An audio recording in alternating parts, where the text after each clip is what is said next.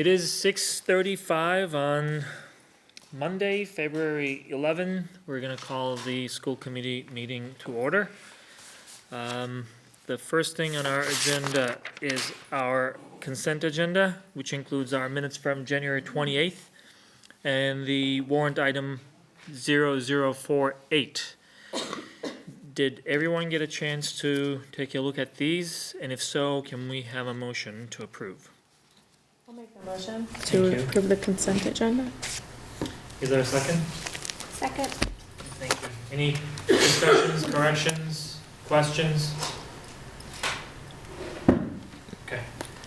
Hearing none, all in favor, please say aye. Aye. Thank you. We don't have any visitors, so we'll go directly to our student rep. Hi. Hello. Hello. Well, she, I don't know if you want to tell folks that you're. Okay, so pardon me if I speak a little weird. I just came from the dentist, so my mouth's a little numb. So right now, GHS, it's Spirit Week. So today was pajama day at the high school, and it's the first time in a while we haven't had a snow day, so we actually got to see everybody. And we took our vote for the grade that's doing the best so far, and the juniors are in first place, so us seniors are not happy about it, so we're trying to work hard.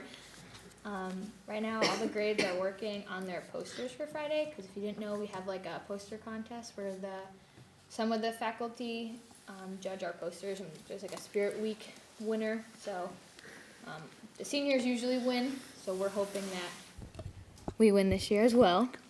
So grades are working on that, and tomorrow will be Twin Day, so that's the next event. We do have an early dismissal, which is going around town, everyone's really excited about. So, and then Friday is like everyone's favorite day. At our last student council meeting, we just planned all the events for pep rally, all of like the time limits for all the games. We have a lot of cool ones, and we have some that involve the faculty and not just the students, and we have some senior games. So that's exciting. The senior shirts just got ordered for our class and should be in like soon, before Thursday, hopefully. This Thursday? No. Yes. Really? Yeah, so we do like a color war day where every grade wears a different color, and seniors wear black usually because senior shirts are black.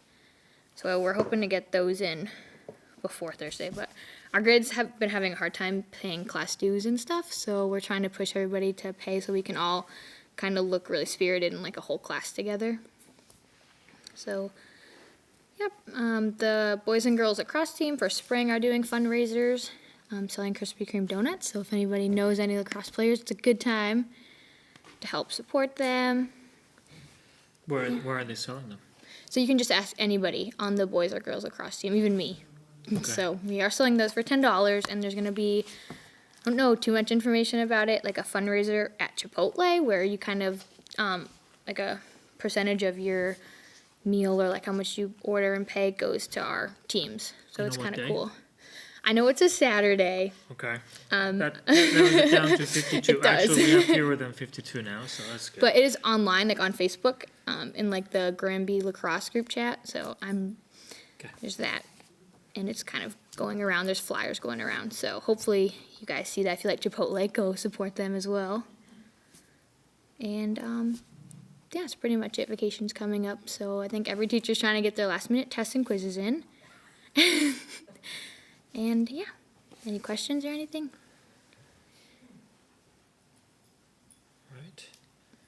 Is there good? Thank you for that. Those are good events, a lot of great things. Is there anything that the student council or the rest of the student body wants to share with us? The Hope Club usually does like they sell like carnations for our school, but this year I haven't seen them doing it, so. You really want to sell something tonight. I'm trying to get something. That one's more like in school where like students buy them for other students, but I know when I was in Hope, it didn't work as well. Like it kind of declined every year, so I don't know if they stopped doing that this year. Okay. But yeah, I think everyone's kind of just getting along. I think at this point we're pretty content. There's not too many issues going on. All right. From what I've heard. That's good. Yeah, that's good to hear. Any questions for Jasmine? All right. Thank you for that. Yeah, no problem. As always, feel free to leave if you have other things to do, homework to finish. Otherwise, you're welcome to stay. I'm curious as long about the, as- the volleyball, so as I'm going to long listen to that. All right. Okay, so with that, we're gonna move to new business. And as Jasmine announced, the first item is boys JV volleyball.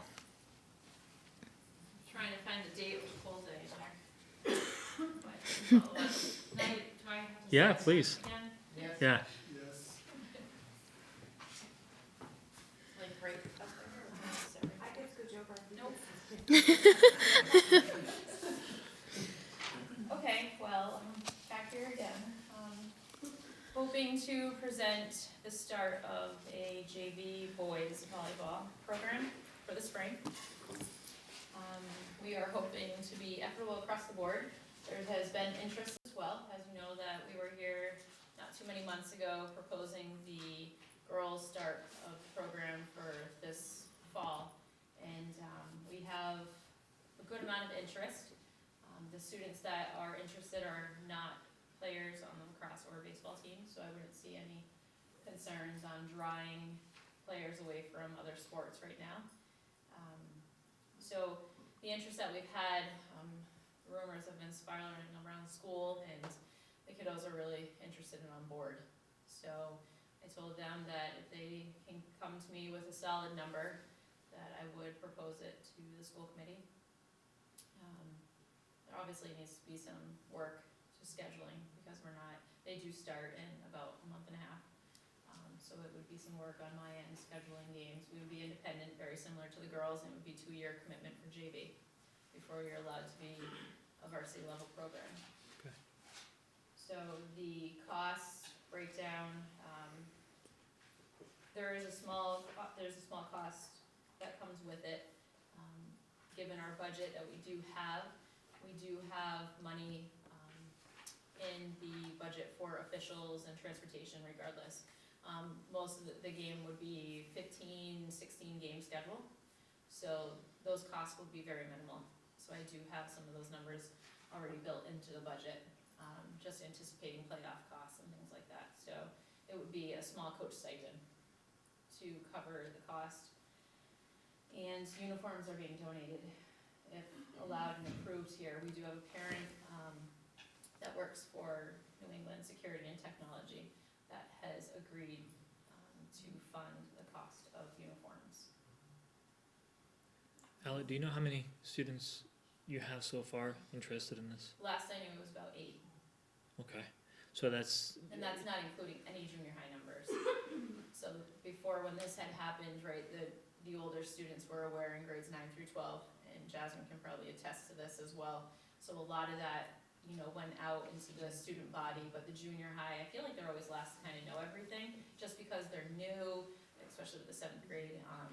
So they're always kind of the last ones, but we did have some junior high that were signed up after becoming aware that there was a program. And word of mouth travels fast around the school, so the older students are ones that are really proposing it right now, but I'm sure once I put a piece of paper up, that will fill. How Okay. many do you need? Well, you don't wanna get too many. I would say that anywhere from 8 to 12, So you have enough right now with the 8 that Oh, are. yeah. Oh, okay. they would get a lot of playing time. Yeah, but Right. that's cool. Right, well, exactly, right, who would be upset over a lot of playing time? in some sports, they want to double the team, so there's no requirement that it should be 12? I don't think I think they leave the JV programs alone. I think that there's more requirements at the varsity level. So yes, I think there's some behind the scenes rules and stuff that's required, but as of this point as a JV team, it wouldn't really apply to them. Okay. Any other questions? I don't know if I'm allowed to say anything. Well, we'll allow you. But I started on our volleyball team, and like when I first heard about it, I heard in the summertime, so we weren't in school, so that part's a little different. But I know like for our tryouts, we only had like 2 people show up. But once people start to hear about the program, a lot more people came, and we ended up having like a pretty large team. So I think that if it does start, even if it takes a little time, that it will still like build up. we had a lot of middle schoolers join our team Yeah. a little after the high schoolers, so I agree with that when they hear about it, they'll join. We have JV girls, We do. We had a very successful year. We were quite Okay. surprised. Yeah, it was fun. and you were on that one? Yeah. So that means you will open it up to the entire high school? It would be 7 through 12. Ben, you represent as a JV team, Okay, and you have to be JV for 2 years okay, before you're allowed to be recognized as a varsity program. all right. They want to make sure you can sustain the program. Okay, that's what I was trying to understand, because when I think of JV, usually I think of 7th, 8th graders first, and then. Right, we all do you know, now, yeah. right? So their junior high is very much included in 7 through 12 sports here. And it works pretty well too, because like as a senior, I've never played before, so I was kind of glad it was a JV, because like there's a lot of things I probably wouldn't have been able to do if it was varsity. So even though they are older kids, it does work. And what's the number that you guys reached at the end? I want to say, do you know, we had more than 12, I think, on our team. No, we had to order more uniforms, Yeah. Okay, so I mean, that's a good sign. I want to Yeah. say like around, like between 14 and 16. We did have a couple people like get hurt, so then they couldn't play, so it was good in that case to have more. You also don't want to be in a situation where you're cutting, players from a team, from a brand new program, right? We're trying to grow the program, right. and I think, having an in-house coach was important. And like I said, I feel like we got great feedback in our program. We had a lot of compliments, and they did fairly well. I think you guys were, I want to say 10 and 5 or something. And then after we had our games, we had some boys that like played soccer or like didn't play lacrosse or baseball that were like, oh, I wish that they made a boys program, or if they had one, it'd be cool to play. I'm all good with it would be cool to play. I'm just trying to understand the numbers and, whether we're gonna be able to sustain it. Since there's a commitment, I don't know what that commitment means. If next year, for instance, you suddenly don't have the numbers, does it mean that we can drop out and say, you know what, sorry, we don't do it? Or are we still committed to this? No, you can drop out, and again, I feel like we talked about this, right? You had the same concerns about the girls' program. Yeah, And once word of mouth gets around, it grows interest rather quickly. And in Granby, like, we're so small, but we offer such a variety of programs Yeah. that it was successful. yeah, So a lot of the concerns that you had, I shared those same concerns as well. And I think with the players, and they recruited among themselves, the team grew rather quickly. So we won't know unless we put the sign up, So right now, I know we have about 8, and that's not including any junior high. It's all upperclassmen that I spoke to, so you already have enough for a team. What's the season? Is it a fall sport? No, it's actually spring. So but the girls have already played, so did they play? The girls play in the fall, and the boys play in the spring. Oh, all right, there's been something new. And it's about a 2-month, schedule, so it would be daily practices Monday to Friday, and they'd have about 15, 16 games. yeah. And the teams they'd be playing freshman and JV teams. So a lot of Division I schools have boys volleyball. So that's what we would be playing. So we've already had schools reach out to us to play us in the fall already for girls, which is pretty incredible. So obviously we would evaluate if the numbers don't stay viable and all that. But I think I said the same things last year when you came for the girls' JV volleyball. It is good to have these sports because they do a few things for us. One is a lot more students get engaged in these sports, and it's important for them to be able to participate in school events. That creates that engagement, and then feeling part of the school system. Also, we've been hearing from quite a few families at times that they were looking to find a variety of sports, because sports, regardless of what we think and what we say, it's one of the factors that attract people to a district and keep them in a district. And the third thing, we're lucky in our district that anytime we start something new or we continue one of the existing sports, there is a certain level of success that is being achieved in one or more every year. and that is another sense of belonging to a success story on the side of students and the community. So I'm basically trying to understand the logistics one, cost two, but also understand how it strategically aligns to things that we want to do or been talking about. That's why I'm asking the questions. But thank you for all the details. Any other questions on the program? Just a small one. I know it's, you put a cost in here, $3,900. Are we good with that? Like, does that put us in a spot for other decisions that may make me feel uncomfortable, or? I mean, you can talk to the business manager about this, but we went back and forth already about it. And again, there's a small cushion in referee fees, transportation. So the expense for us really would be around coaching stipend. So every year, when you build your budget, you have a certain amount, right? You over budget for it, for referee, because of tournament appearances, things like that. So yes, after looking at the numbers, we do have funds to pay for that. Our biggest expense would be the coaching stipend. Okay. So I was only asking because this wasn't in the budget we proposed for last year, for this year. I was just wondering if we were. Yeah. Okay. If I didn't think we were gonna be okay, I wouldn't come forward and propose the idea, but I think, and we do collect a user fee from the students as well, from the athletes. Yeah. So they'll pay a user fee to play the sport, which helps offset the cost as well. Is this in the budget for 20 already? Yes, it is. To be honest, Allie and I had multiple conversations, probably about a handful, and every time at the end of the conversation, we were either going to have the team or not have the team. Then we'd have the team, and then we weren't going to have the team, and then we finally put together just some quick numbers, and along with the interest that Allie was having from students, we thought it'd be a good idea to at least pursue creating the team. But we did have, I don't want to say extensive conversations, but we certainly had some conversations around the practicality of it, the money. It's more workload for Allie. So we did have the conversations. At the end of the day, it's something that that we can pursue financially, and we should pursue. Yeah, I guess I want to make sure that the stipend funds for the coach aren't coming at a cost to something else in the athletics program. No, it's in a budget, it's in a different line.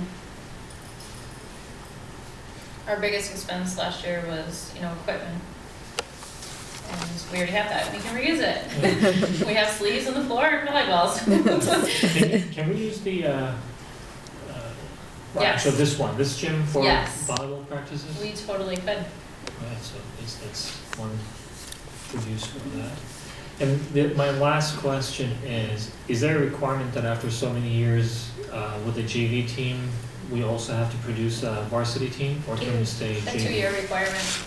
Oh, No, so let's say can you stay no, we JV wanna stay forever? JV, yeah, just because we don't have numbers for both JV and varsity, so can we stay that way? I don't see why you couldn't. I don't know. I don't know if Okay. we've never been in that situation. I think that, I don't know. I can't answer you. I don't know. I think typically it ends up that you do move to varsity, but you might not have a JV team. So there's not a requirement that you would have 2 teams per se. But I think at some point you can't just keep playing junior varsity. Right, so for lacrosse, right, they started as JV for 2 years, and that was a new program before I took over in this role, and they became varsity Right. without the JV, and we've sustained a varsity Exactly. program with high numbers. So now that you're talking it out, thank you. Right. That makes sense, right? So that would be, since it's a high school, it's gonna be a high school sport anyway, so we can move to varsity and still, okay. But not both at the same time, that's what I'm trying to Right. confirm, okay. I'd like to start small. Actually, Is that good. makes all the sense. Yeah, that's all good. All right. Any other questions? All right, so I guess we'll take a vote on this. Is there a motion to approve the JV boys volleyball program for spring 2019? So moved. Is there a second? Yeah, second. Any other questions, concerns, comments? Or consternation, is that like a friend of mine likes to say, no? All right, all in favor, please say aye. Aye. All right, thank you, Ally. Thanks, Sally. We wish you guys success. Thank you. All right, thanks a lot, Jasmine. Yes, we'll see you next time. My pair of tooth feels better. Thank you. All right. Next on the agenda is our 2019-2020 school year calendar, So, which we discussed last time, but there were some questions. yes, so you had some questions regarding the senior activities, senior week and the end of the school year, so I asked Principal Sullivan to be here to answer those questions, because he's at the heart of it, so. All right. Jasmine Maxwell, just take your seat. You have to talk really loud. What's that? So you have to talk really loud. Okay, I can handle that. So, I don't know if there were specific questions, but I know there were questions about the date on the calendar saying the last day for seniors, and in talking to the superintendent, I think it is pretty consistent with what we're doing this year and last year, and I brought last year and this year's senior event calendar, if anybody's interested. This is this year's. So Stephen, just to clarify the talking points last time. So we saw the calendar. Yep. There were a few things that immediately stuck out. One of them was, are these all same? They're all the same, yeah, and then this is the second. One was the last day of school, which was the 15th of June on a Monday. So we had some conversation around whether or not there was a way not to have the last day of school on a Monday, if it's possible at all, especially given that you said during a previous conversation that things start fading away in everyone's mind. If that's the case, why really have that one day unless, we cannot get around it and we have to have it. That was one. Yeah. The second one was graduation now moves to that Saturday, which is immediately before, the last day of school, which is fairly late compared to what we are accustomed to, even though we've been having conversations about not having the first weekend of June for graduation, because it was the first, second, pardon me? All of the answers are here. Yeah, no, I'm just, I'm giving a quick recap of what we talked about last time. And then the third thing that we talked about was, we did not see the last day of school for seniors. And we're getting concerned that they were not gonna have their, time for their trip and all the other activities, so you explained to me before the meeting anyway, when the last day of school would be for seniors. So that's basically what prompted this additional conversation. Okay, yeah, I think your first point, I think that's good foresight. I don't know what we would see in terms of attendance on a Monday, school ending Monday. But this, you'll see, I think the calendar that Ms. Bartos and Ms. Curran are looking at, that's last year, so you'll see there's some more detail in last year's. This year's, there's still more detail that needs to be added. As we get closer, we meet with the senior advisors, make sure there weren't unexpected changes to the schedule, obviously prom, graduation day, and some things don't change. But So for us, one of the big things was like on this one, it says the last day of classes for seniors is May 24th, and then they graduate on June 8th. And we don't have the date of the last day of classes for seniors for the 1920 calendar. Right, yeah, and that's really internal, that was just, but through like guidance in the senior class, go backwards based on whenever the graduation is, and they count backwards based on what we've done historically, traditionally. Okay. Typically, there wasn't a last day for seniors on the calendar. Oh, I thought we had it in one of the other Technically, ones the that last day for seniors is their graduation.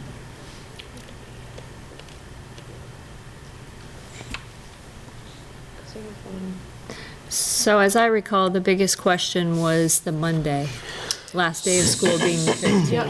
So we had some discussion about Good Friday. That's the natural remedy, would be to attend school on Good Friday, which would move the last day forward. So I would propose that. So, Robin may not like this one, but is there an opportunity to, because we start school year with PD activities, right before the students come in, is it possible to do something similar and maybe have PD on that day and, Have PD on on that 15th, Monday? June, on Yeah. the June 15th? Yeah. I got personal days. Only Cheryl gets that. I get it too. And, I don't think that would go over very well, staff-wise, and as being president of the union, I would tell you, no, I think most people would would vote, if we put it to a vote, to work, come to school on Good Okay. Friday. I'm And- just throwing, Yeah. not that I know I the know. ramifications, I'm just throwing what comes to my mind. No, I think you'd have a lot of, very unhappy staff. And, I mean, I was joking about the person, but when I'm not here, no. We'll keep track of that, don't worry yeah. about it. No, No, I okay. think most staff would vote to, come in on the The other Good day, Friday. it's a half day before. I mean, Because, as I said at the last school committee meeting, with all of the things that staff came to me with, proposals to bring to the superintendent about the calendar, not one of them was about school being on, one coming back for just the Monday. Not one person said anything about coming back on the Monday. And I think I'm looking at it more, if we're really looking to be student-centered, Yeah. I just know students coming back on Monday the 15th, it just doesn't feel like that's really student-centered. Right, so, that's the thing. It's And a I- half day, it's a fun day. You're right, there won't be a lot of academics going on. I also know what it was like in my house when when my kids, there were other times where they had to go in on a Monday, Tuesday, and you don't even want to hear the comments, and I can't imagine I'm the only I have one. two kids that went through here. Yeah, so, it just seems like there has to be some other way than having students come in on a Monday. What better way to end your school year than have it be on a Friday? It makes it easier for parents too, for I care. agree, yeah. Well, no, for care for the following week, it starts on a Monday if they need care, rather than having to try to find someplace that starts on a Tuesday. And honestly, I agree with all that. The other side of my mind says, it's that one day. Although it looks kind of odd that a Monday would be the last day of school, especially half a day at that, right? Otherwise, when you think about some other models that some other states are trying, like North Carolina has year-round school, and summer is part of it. They don't care if it ends on this day or that day. They just end it, start it. They have these block of days in between those periods. So different things are done, but I'm just feeding off of, at least for the time being, the feedback that you shared with us, that at least for now, when we go too far into June, then, the academic side kind of dwindles, right? And we don't want that. How do we prevent that? Hopefully we can prevent it in different ways too in the future, but for this instance, that day being Monday, is there a way for us to, Well, Not as to have it this Cheryl way. said, we could have school on the Good Friday. Yeah. And then, my question is, that, last day of school, which would be Friday, the 12th? Mhm. Wow, that's early. The 12th, would you then, have that be a half day? And could Good Friday be a full day, or does it, Yes. Good Friday would be a full day. could be a Worked half it. day? We've had that before. Yeah. So wait, I'm confused. So Good Friday would be a full day or a half day? Full day. Full day. Full day. And then the last day of school would be a half day. That sounds It's actually a full day for really staff. reasonable to me. Oh, it is already a full day for staff anyway? Okay. So, Yeah. that, if you look at that calendar, the last day of school would be the 12th, and then graduation would be the 13th. Mm-hmm. Yes, that's interesting too, isn't it? Just, Yeah, yeah. and, I mean, staff do go to graduation. Why, I don't get that. What's the problem with last day being on the day before? Before graduation? Yeah. I don't see any problem with that, but Yeah. I guess the only Teachers are down done. with the graduation being late is the rising seniors don't have that first day, first day back. I remember that. I love that. We came back after the seniors graduated, and you're like, yes. Yeah. They're gone. They're gone. It's our school now. Sorry, kids. Yeah. But you know what? The trade-off is Yeah, the half day is pretty. they get to on a finish. Friday.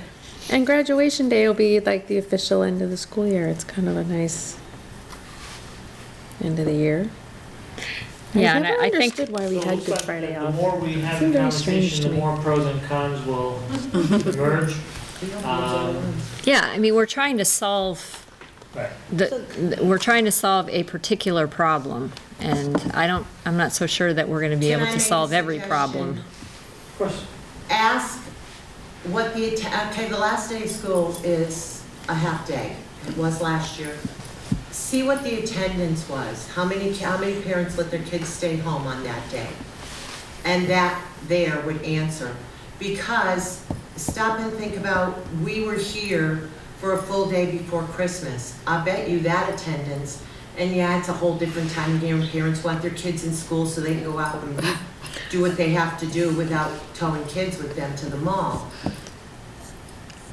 But, on the other hand, what about the parents who want that break before their kids are off? There are so many pros and cons. Yeah, that, because the half I wanna days, tell you, half days are tough if you've got, if you're Childcare. relying on childcare. Because that means you have to leave work, go home, meet your child for the bus, and then bring them to wherever they go when And they're on- not, on and the it's other really hand, hard. Half I do days are the know that worst. a lot of parents who have childcare, that last day of school, they Mm-hmm. take off, and they take their kids to lunch, and they celebrate. True, So, True. you know, it's half a dozen of one and six of the other. yep. It doesn't matter what you do, either way, there's always going to be, Yeah. Those who like it, those yeah, who who won't. don't. Well, not only that, but who's to say we won't have 6 snow days next year? Oh, no, because I'm away. So we may solve for this and still be at school on Monday anyway. Yes, Right. it could happen. You're exactly correct. Sorry. Yeah, No, I was just gonna thinking say, Don't jinx it, thank you Mike. for- I was just looking at that same thing, because the only thing, yeah, if we had one snow day, it would be the 15th, but it pushes that last day, instead of the 22nd, it would be the 19th. So if you have 5 full snow days instead of the 22nd, the following Monday, that snow week would start on the 15th and end on the 19th then, right? So even if we come up with something, it has to go back and then discussed and then comes back to the school committee? Is that how we do it? Nope. So it doesn't require a vote from No. the No. liaison? No, we just give notification It's a courtesy to the union. All right. Yeah.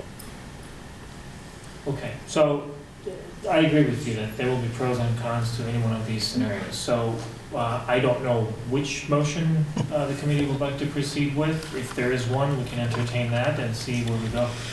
I'll make the motion to end school on Friday, the 12th, and change the calendar to have a full day on April 17th, Good Friday. Good Friday. 10th, I think. Oh, it's the 10th? Yes, Good Right. Friday. All right, is there a second? I'll second. Okay. Any discussion, any questions, conversations, concerns? Okay, all in favor, please say aye. Aye. Aye. Okay. Of course, since Mike already jinxed it, Carly will be here on the 15th. Thanks, Mike. Watch the snow show, they do on Good Friday. That would be irony. Yeah.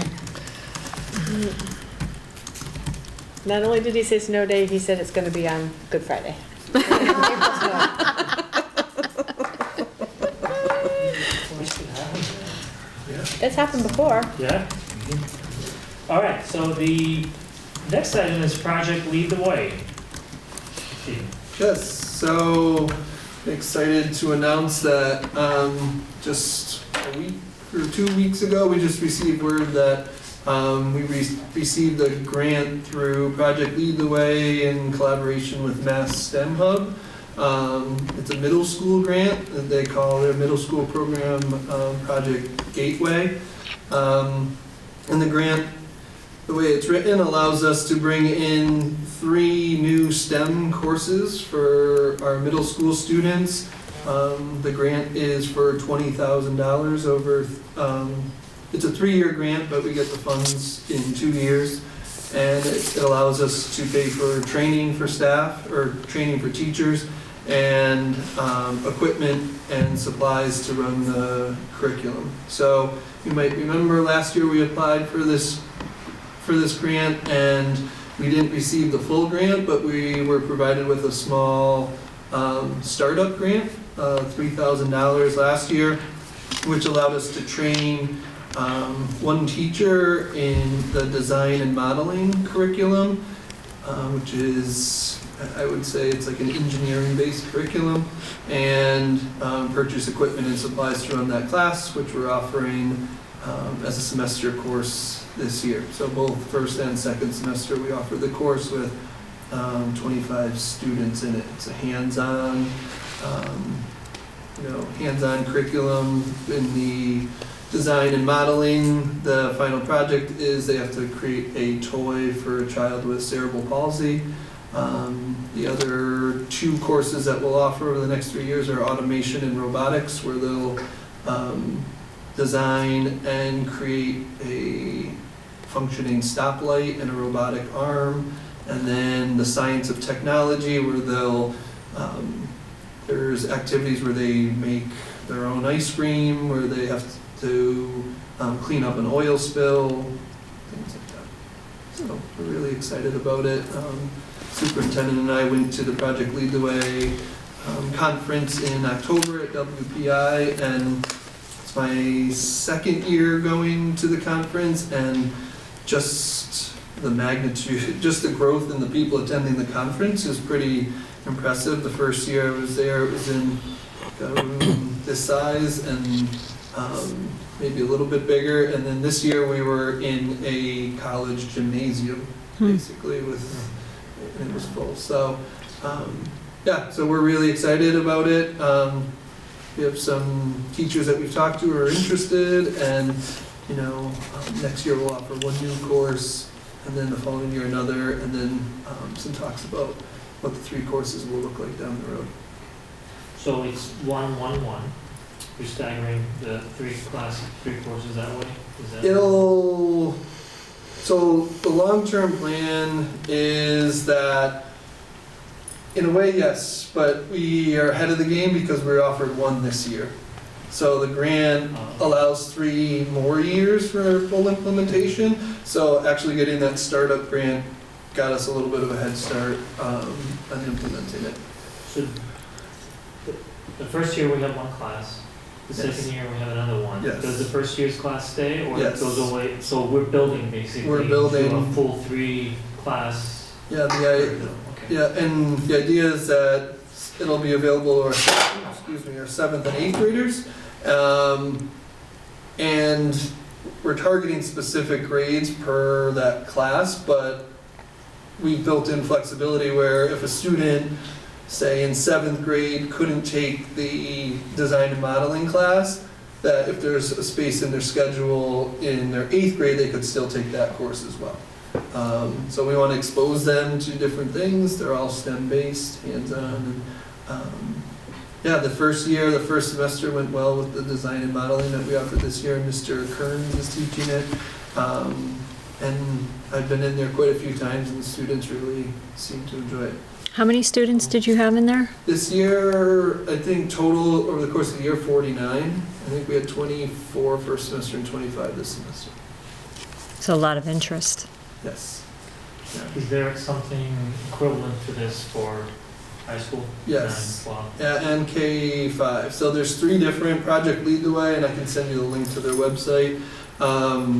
It's Project Launch is their K-5 curriculum. Project Gateway, which we applied for, was their middle school curriculum. And then in high school, they have different courses. They're more like pathways that we've talked about. They have a Project Lead the Way Engineering, Computer Science, Biomedical, and I think there's a 4th that they're just working on now, Cybersecurity, maybe. So, Now, are those grants that we can apply to, or?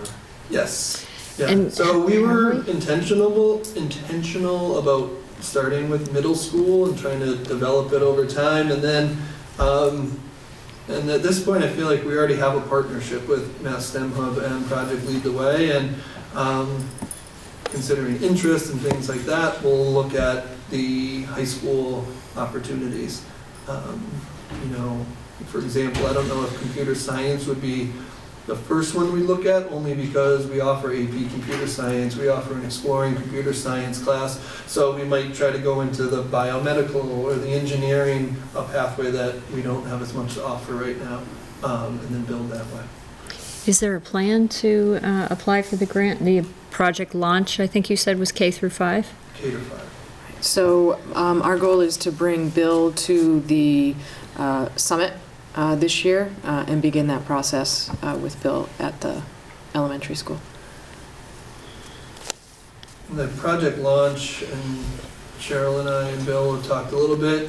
I think in terms of sustainability, there's some real pros to it. They allow you to send a number of teachers to be trainers, and then they can train the rest of your staff, where the middle school and high school, only the teachers who get trained can then offer that course. Well, it's a good way to prepare them, Yeah. right? Yes. Going into 7th and 8th grade and then into high school. Yes. Sounds like a great program. Yeah, it's awesome. Well, thank Feeder you very program. much for pursuing this. We'll give you the dates for the making it a conference. I'm sure reality. you can come. I think we're all When's that? excited about this program, and I'm personally excited to see if we can do it in high school, with elementary school, especially, you know, with the numbers that we just mentioned. Yeah. There is a lot of interest, and I'm happy to hear about that interest, by the way. So many students are looking to get into these STEM classes. We should hopefully be able to respond to that through other grants. And Yeah, we programs. Yeah. certainly, we hope so, and we think this is a partnership that'll allow us to do that. Thank you, Steve. Hmm. Any So, other questions? when we get the invitation for the conference, if we can get it to the school committee, For the October. yeah. Do they have a site where they post some of their Mhm. Yeah, they presentations? have pltw.org. Okay. I can send that to you as well. PLTW? .org. And there's actually, I don't know, I'd have to look into it. There's a grant convening that the superintendent and I are have to attend that, I can see if I can get one more if somebody's available. I think it's March 5th. And is that the only way that you can apply for the grant, is you first have to attend this summit? It just, I mean, you know, that's October, that's a long way off. So you can't, the grant window is closed Oh, at is this it? point, so there were we had to submit an application in mid or late November to see if who got into the second round, and then, it had to be submitted by January 9th. So, that's it for this year, but I anticipate there'll continue to be funding opportunities through MassDem Hub and Project Lead the Way, considering just, I mean, what I've seen in terms of people attending the conference and.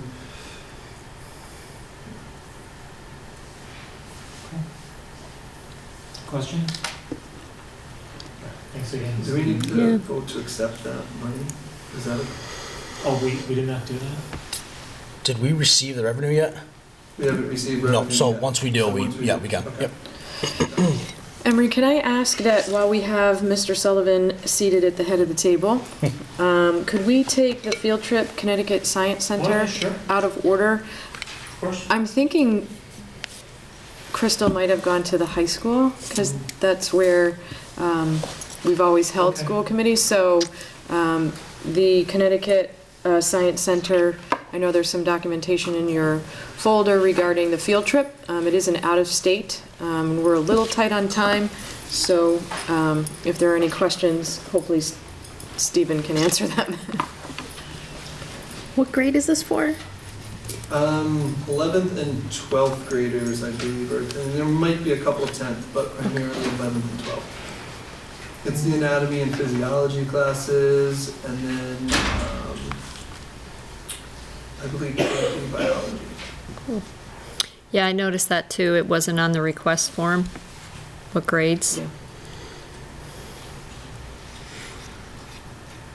And, of course, always the first question is, I see that there is a cost per student of $30. And is there some way to cover students who maybe can't afford it? We always let students know if there's hardship or something, they can speak with us privately, and we were happy to work with them. This is the entire class regardless of whether they're taking biology? Is that how it's gonna work? This is the anatomy and physiology class Okay. and the AP biology class. We have so many students in these classes. I'm actually very happy to see the numbers. It's very good. And this connects with the conversation that we just had. There's an interest. And this particular exhibit program has been around for a while, Bodies Revealed, and it is extremely informative, and I know that it is fascinating to a lot of people, and to the point that some of them found a different path for themselves after seeing this. And it's really one of those fascinating things.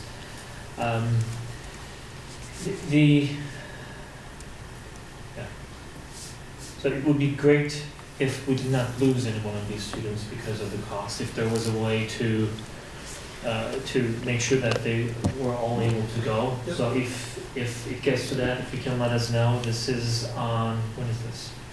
March 8th. March 8th, yeah. March 7th. No. No, 8th, March 8th. Yep.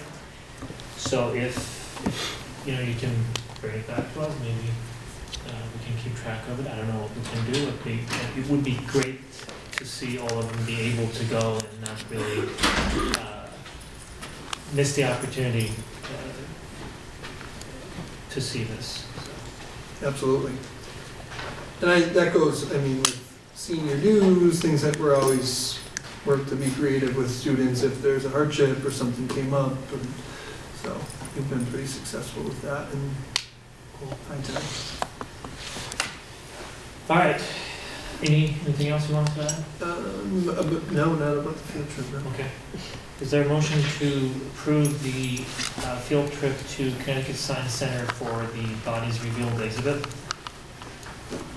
I'll make- Is there a second? I'll second. Any other questions, discussions? Nope. All in favor, please say aye. Aye. Aye. Thank you. Thank you, Thanks, Stephen. of course. Are we talk about Yes. So under the 1920 calendar, we do have a question about the 1819 calendar, which is, last year we approved half-days for senior Underclassmen exams. underclassmen exams. So we would like to request that again. That is for this school year. Oh, so they leave right after their So exams. they take their 2 exams and then leave. Last year, we talked about how previously they were taking exams and then coming in and going to the same classes and kids weren't in the class, so. And we approved it. Yes. Last Yeah. year, yes. Okay. Yes. So we kind of move it up a little bit? Yes. Okay. All right. What's the motion that you need from us for that? That we'd allow, there's 3 early dismissals for underclassmen exams. It's that last week of school. Preliminarily, I would think it would be the June 11th, 12th, and 13th. So the motion would be for the exams to take place on June 11th, Half-days. half days, 11, 12, 13. Well, it'll be 10, 11, 12. Tentatively. Mhm. Okay. So that's, make sure you're on the right year. It's for Is this, that this correct? school year. Oh, sorry, never mind, I'll be quiet. Yeah, so the 10th would be a full day, and we'd take 1 exam on the 10th at the end of the day, and then they'd have 2 exams on the 11th, 2 on the 12th, 2 on the 13th for all 7 classes. So the motion is to give them permission to leave after the exams. Correct. With their own transportation, school transportation. So it's just a half day for the high That school? needs to It's be, just for the underclassmen. They, Yeah, well, the seniors are already done, right? Graduated and everything. yep, so- and last year there was no additional cost for transportation, to my Just switched. understanding, because they said they were gonna have to pick them up anyway at 1:58 versus the early dismissal. So can someone make that motion, please? Go Okay. ahead. Jen, do it, Jen. I'd like to make the motion to approve, or to have the underclassmen have half-days on the June 11th, 12th, and 13th, to leave after their exams. Did I do it right? Yeah, I believe so. Right on? Okay. Is there a second? I'll second. All right, thank you. Thank you for that teamwork. Any questions, discussion, comments? All in favor, please say aye. Aye. Thank you. All right, thank you. Have a good Well, evening. have a good night. You too. All right, next on the agenda is the social emotional learning program at elementary school. So I'm going to call up Carol, who hopefully is taking the hot seat. So, as you know, when I started under Dr. Houle, there was a lengthy community discussion about the needs of students in the district. And one of the discussions was the lack of a continuum of service for our students, and particularly our special education students. So it oftentimes, unfortunately, felt like if you were a special education student and you weren't able to be successful in a basic inclusion setting, that the only alternative was to go out of district. And so there was, with the school committee support, emphasis and resources to build the continuum of services. So I'm not going to get too much into the detail because I'll steal Carol's story, but we have developed effective programming, and this request is to extend that where we are currently seeing needs for our students. So I'll turn it over to Carol. So we started that program the year I came in. We brought back 3 students the first year. The second year, we brought back an additional student, and the third year as well. So we're returning students back to our district, and we're educating them with their peers. And we're providing a therapeutic supports that they need in order to maintain here in the district. What we're seeing now at East Meadow is a need for us to have some of those similar supports in place for our younger students. We currently have 4 students right now in the district, or in East Meadow, who are requiring increased adult support to maintaining classes. We've had referrals to DCF, to crisis, to partial hospitalization, to address their social emotional needs. We've recently hired an additional adjustment counselor, who's going to be able to provide some more social emotional, small group instruction, provide individual therapy to some of these more needy students. We have a model that works. The model at the high school has been successful. This year, we're up to 9 students, with the expectation of graduating 2 this year. And those students are in our gen ed classes with support, and if they're not open for learning on a day, they're able to go to the structured learning center and the work goes there, and they're supported in doing the work there. So it's been a great resource for the district of meeting some of our more challenging students. So we have the model. We'd like to do a similar model at the elementary. We're looking to have a special education teacher, preferably someone that is dual certified, so that they have elementary ed as well as special ed. The adjustment counselor, some of her time to be dedicated to the program, and then we would need probably, I would say, 3 paraprofessionals, only because you would always want to make sure that there's a teacher and a para in the room, but then have 2 paras that are out in the classrooms with the kids that are able to be included. Any questions? I'm sure there must be some. Any questions? Well, the cost. So, So in your, I apologize, in your folders, are you seeing a document that is edited? Yeah. Yes. I'm sorry. So welcome to Google Docs. I just corrected, so let me see if I can get you a clean copy. So let me just, then, as we're waiting for that, start with this. Any of these students, if they were not to be, their situations were not to be addressed within the school district, It's still. are they in a position to leave and go somewhere for their? we're getting close for a couple, because they're spending more time out of the classroom than they are in. They're either in the office, with Mr. Latoy or with a counselor. They're not able to maintain. They're lacking in the skills of being able to cope when the work gets too hard and how to express that. So there is an element of cost avoidance by keeping them in the district?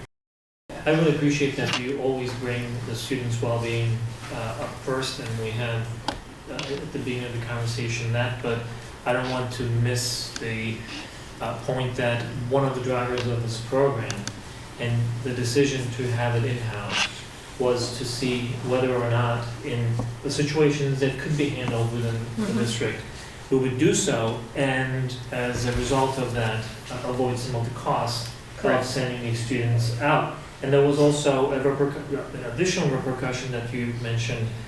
Students do not do well often when they're away from their own environment, their own school district or their own town, so this also allowed them to probably have more success in this program. I just want to make sure that that's I not just want to lost. make a point on what you just said, Emery, was about being able to stay in their schools. The social and emotional learning center that we have, what it also does is it completely negates isolation for these children. So one of the things that kind of was surprising for me, I've been pretty public about my son's, one of my boys is in this program. And before this, like you said, they spent a lot of time kind of isolated away from their peers because they simply can't handle it. So they have lunch with the principal, or they are sitting with a social worker, and they're not experiencing, they already feel outside. And so when you take a child out of their classroom because they physically or emotionally cannot handle being in there and there's stuff going on, and their only other place to go is with an adult, it pushes children outside of their social groups in unbelievable ways, and it results in depression, and it's really, this program does so much for these kids. It is life-changing for the children who are in it. I can't tell you enough how much of an impact it's had. It totally turns it around, because now wherever the child goes, they have a community of peers. They can go in a regular gen ed classroom, and they have all these friends in that classroom that are supporting them, and they're so patient. Our Granby kids are the best. And then they go into the social emotional center, and now they have a whole other community of peers that knows what it's like, and they relate in just completely different ways. It's just, I don't think we thought about that when we implemented it, but I'm sure you thought of it, but as a parent, it never even occurred to me. So yeah, it's really an amazing program. And the fact that it saves us that much money, I mean, how do you really can't go wrong with this. It's just amazing. Yeah, as part of completely unrelated conversation, Deanne earlier said, hey, we're focusing on the students first. I don't remember which conversation that was, but I can't think of many better examples where it is very important for us to focus on the well-being of the student. Obviously, all of them are important to us, but in this situation, very fragile connections, very fragile situations, and I'm really happy with the decision, for whatever reason, that was made a few years ago to really focus and build on this program. So that is great. And the other thing that you mentioned, I don't know if last year we had one student that graduated. This year we're going to have 2 students who graduate. So what happens is that instead of being isolated and not really go through their education fully, now they're able to participate in their graduation, be part of it, graduate, and really, feel the whole experience, the whole journey. So that's great to hear. So there was a question on the cost, and somebody was looking it up. It's on here. Yeah, it's on the very Is that bottom. what you? That's the second Yeah. one. So, looking at, as you talk about cost avoidance, to send a student out, it's about $60,000 tuition. Then you have to transport them, which is $100 a day. So right there, you're looking at $70,000 per student, going to a place outside of Granby. If we keep the program in, you can service, right now, structured learning has 9 students in it, so you can go as high, I wouldn't go any higher than 9 or 10, but you can service more students, so it's not like a single cost. You're getting a teacher, part-time adjustment counselor, and 3 paras, so it's $178,000, but it provides a program that can meet the needs of up to 9 or 10 students. Are you expecting to be able to hire the special education teacher and 3 paras this school year? So that's our second request, actually, under the 3 paras. So it would be to start the program this year, yes. This is just kind of a separate question. I was just wondering, is that possible so late in the school year to find? Well, that may be, difficult, to find a quality person. So, but any time you hire someone mid-year, we could make it just, a temporary type program. Carol and I also talked about using contracted services if we posted and we were not able to find an appropriate permanent candidate, that we could reach out to the folks who are staffing our social emotional learning at the high school and managed the year through contracted services. So certainly there are some options. I think the first decision is whether or not to have the program at the elementary school, given that we have, 4 students definitely, and certainly some others, that are on our radar screen. A move-in. So this 9 is specific to this building. This 9 is specific to the high school. What we have right now is 4 students here in East Meadow that are struggling social emotionally. And we just had a student move in, or will be moving in March 4th, that would need the support of a program like this. So So- I think Oh, sorry. my question is if we approve this, is that 9 across the whole district, or is that 9 in each building? Because I thought 9 in each building, Okay. 9 or 10 in each building, yes. So this cost would be adjusted on March 4th, right? Because we have one more student, because this is for No, based we on wouldn't 4. need, you wouldn't, because we Oh. can go up to Up to 9 or 9, I 10 see. students. So we would just have the program. So I'm a little confused, great question, because I'm not sure now I understand. So this is the cost for the entire program, or? Here. Here, at East Meadow. Here. So we And- already have something in high school, that's what we're saying. and Yes. Okay. And this We're trying cost, to make the continuum so that we have the same, similar supports here, because there's now a need.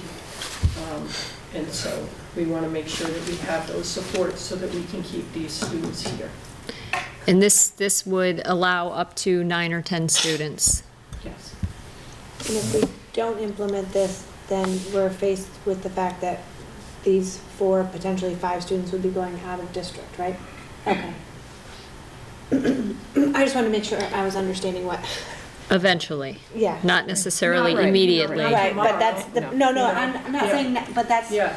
sort of how it works, right? If we can't make it We work, we can't- try to make every accommodation that we can Right. in the classroom, I mean, ideally, putting a para with a student is the most restrictive, and so we're constantly trying to fade para support, because when you graduate from high school, the para doesn't graduate with you. As much as we would like them Work our way to. back. I think the other conversation that Carol and I have had as well is we have had some phone calls from our surrounding districts asking if we have room in our program, them not realizing that our program was at the high school.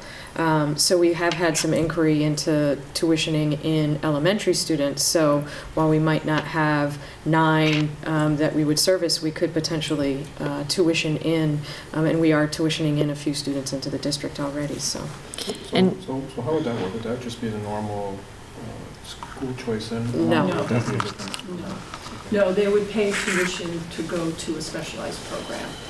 So we would determine a budget, and, ideally you'd want to keep it kind of under what an out-of-district placement would be, so that it would be more appealing, but it's also more appealing because they have an opportunity to be with typical kids, where you don't have that in a out-of-district placement. So is it, I don't want to get into speculations, but based on what you just said, we're talking about 4 students up to potentially 9, 10, right? But if we have room and we have students tuitioning in at those higher levels of specialized program costs, is it likely that part or all of this cost may even be offset in that It could be. case? It could be. We had some inquiry this year for the high school, but we were teetering 7 and 8, and the last thing I didn't want was not to have room for our own. That's why I always try to, keep an eye on it when it gets over 7.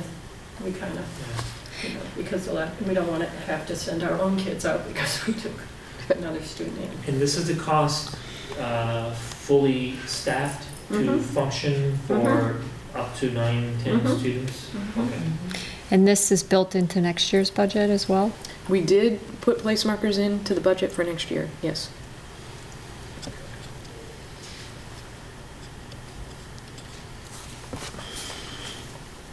And how about this year? Of course, when you look at it, it's cost, we're talking Yep. about Yes. under $180,000. but also the other side, you are. Well, it's also an estimate, because I also put in here transportation. You know, if those students can't ride the typical bus, we may have to have them on a special bus. So I don't know, I didn't want to not put in a bus cost. Okay. You know, if we needed to add another minivan because we had too many for what we have right now. We have two minivans right now. So, you know, $27,000 is part of this. Okay. But there's no guarantee that we're gonna need that bus, but I didn't wanna not do it. So the estimate that you have here, since it's on a document that we're looking at, is it fair to share this one and, you know, say that we're looking at over $300,000 potential cost based on actually the current prices for each one of the pieces of services that would go into sending them out of district? Correct. So I don't want this to be seen as a conversation where we are, you know, only talking about the cost of the program, but there's a much higher cost if the students were to, these 4 students alone were to go outside the district. Is that fair to say? Yeah. I know I'm okay, You're reading it correctly. Yeah. And that's over $300,000. So by keeping them in district, not only we are creating the potential of having this solid program that could have some offsetting tuition in, but even without that, we are looking at $140,000 or so less spent on this program. So having said that, how is it going to be funded for the rest of this year? We're ready to move on because that is those. Well, it's tied into our E request, which is the 3 paraprofessionals for this year, but So you can go ahead. Yeah, so we've recognized some savings in tuition for students that we've either budgeted for the full year and haven't gone for the full year, or actually that's where it came from savings for students that we budgeted for the full year and haven't either been placed somewhere else. So the savings from those tuitions will be able to cover the 3 paraprofessionals for this year, and then it's also built in for the budget next year. So these are students that we anticipated leaving the district, and they ended up staying in the district? Opposite. We anticipated them, well, let me No, rephrase. students that were out of, one particular student was in and out of district placement. And came back? No, required a more restrictive placement, but the placement was actually, ended up being less money because in the previous placement he was in, he had a one-to-one para. So the cost of the placement went up, but then there was no need for the para. So that's where the money came from. And it is only March till the end of the year. The other piece is that the adjustment counselor has already been built into the budget. So that cost that's listed, we've already actually assumed for the remainder of the year. Can we just back up for 1 second? Yes. Because I'm confused. Uh-huh. So the cost of the placement went up. We no longer needed a para, so we're, In the out-of-district placement. right.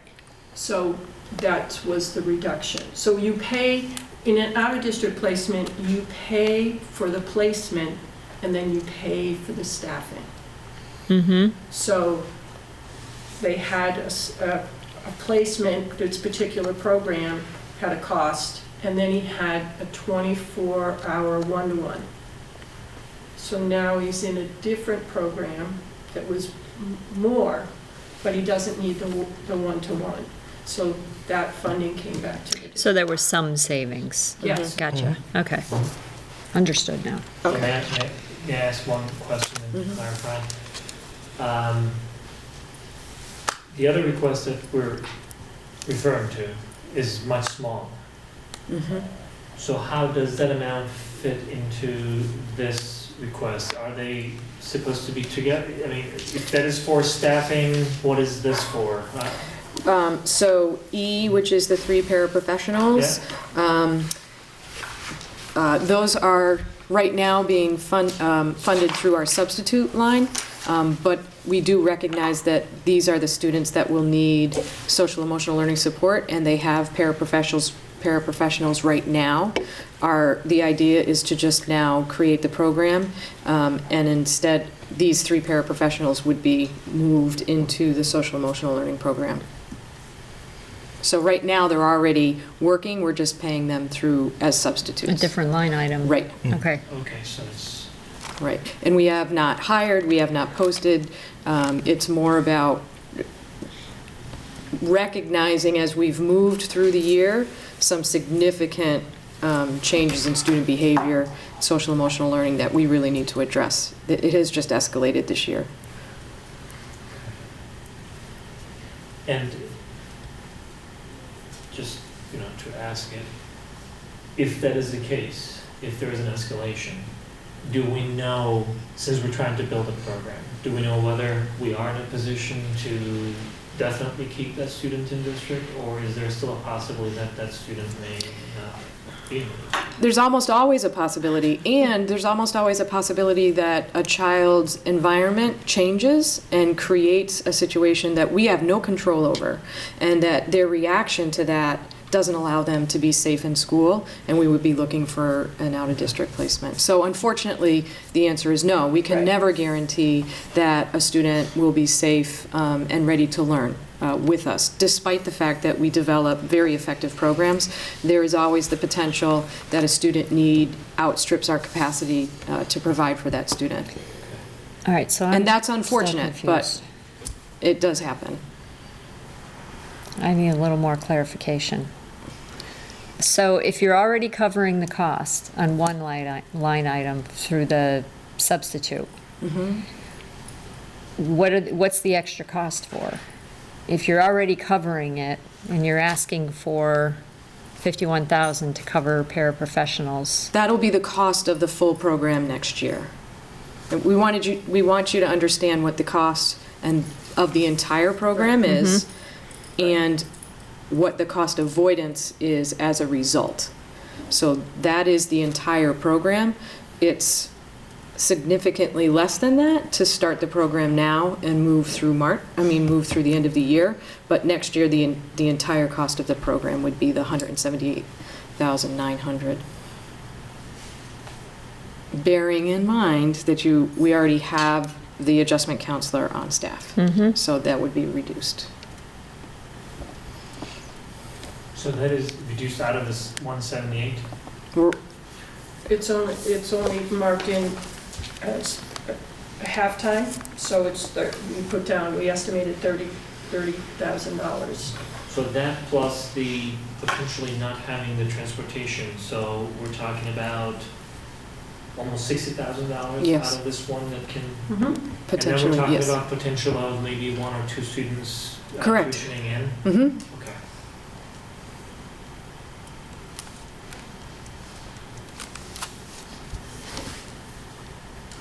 And Adam, you're saying that this is going to be worked in, or already is in the budget? The Yes. draft Yep. budget? Mhm. Okay. Mhm. All right, so what do we need?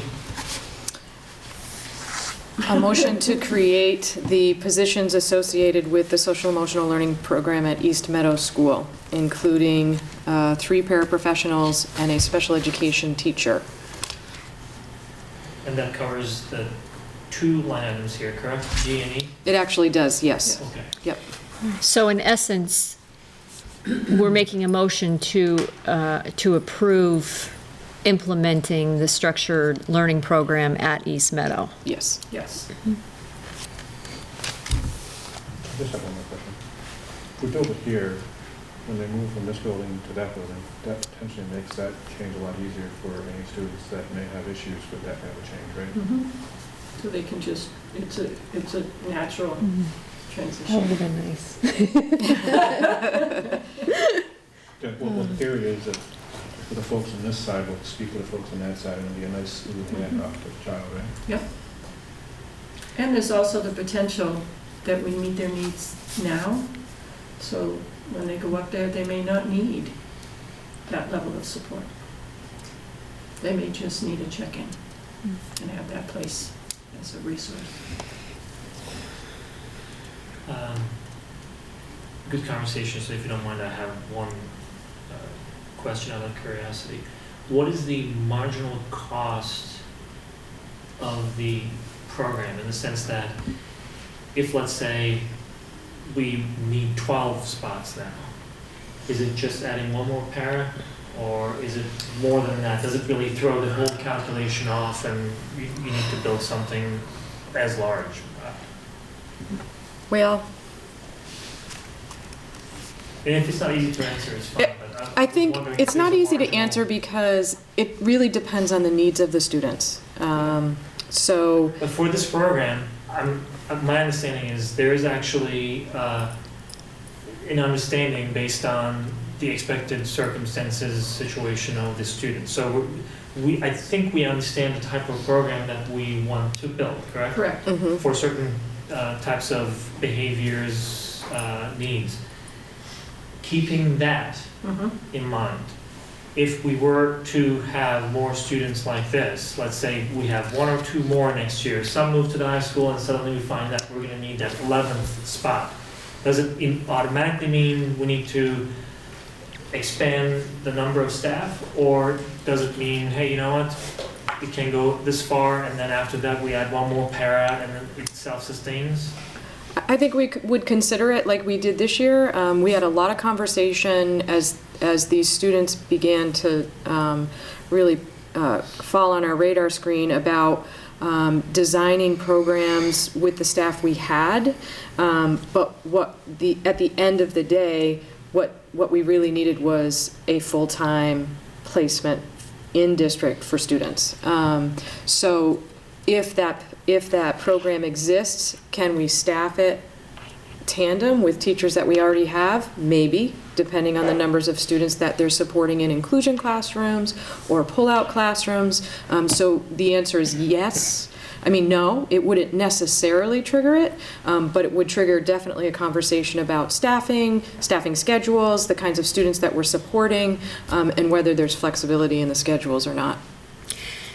And I'm gonna, I remember something you said very early on about the vision you saw for this program, and that, and I'm paraphrasing, but that you never saw it being any larger than 9 or 10 students, just because of the facilities that we have and the quality of the program that you wanted. Yes. It makes it So- untenable.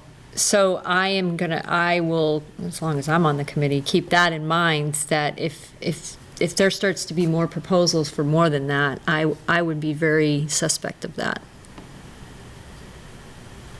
Because then I think, again, based on, what you've said from the very beginning, that quality starts to suffer.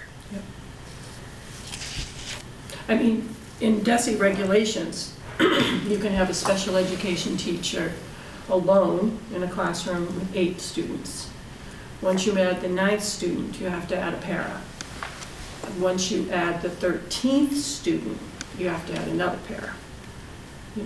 But, the more you put, in the classroom, the harder it is to meet their needs well. It looks like we're talking about rules of thumb versus regulation. There may still be some flexibility somewhere. There's nothing written in stone that says this is a number and after that there's, okay.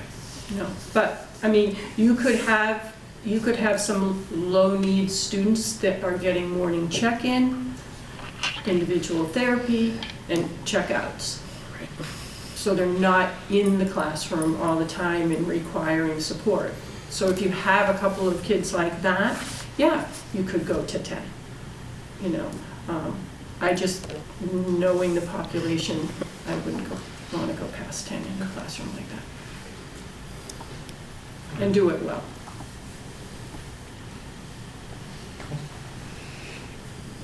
And since, special education always comes up during our conversation and budget time, I'm happy and appreciate that we're having this extended conversation so that we can ask all the questions and clarify some things for ourselves to the extent possible, and be able to explain it to others who may have questions.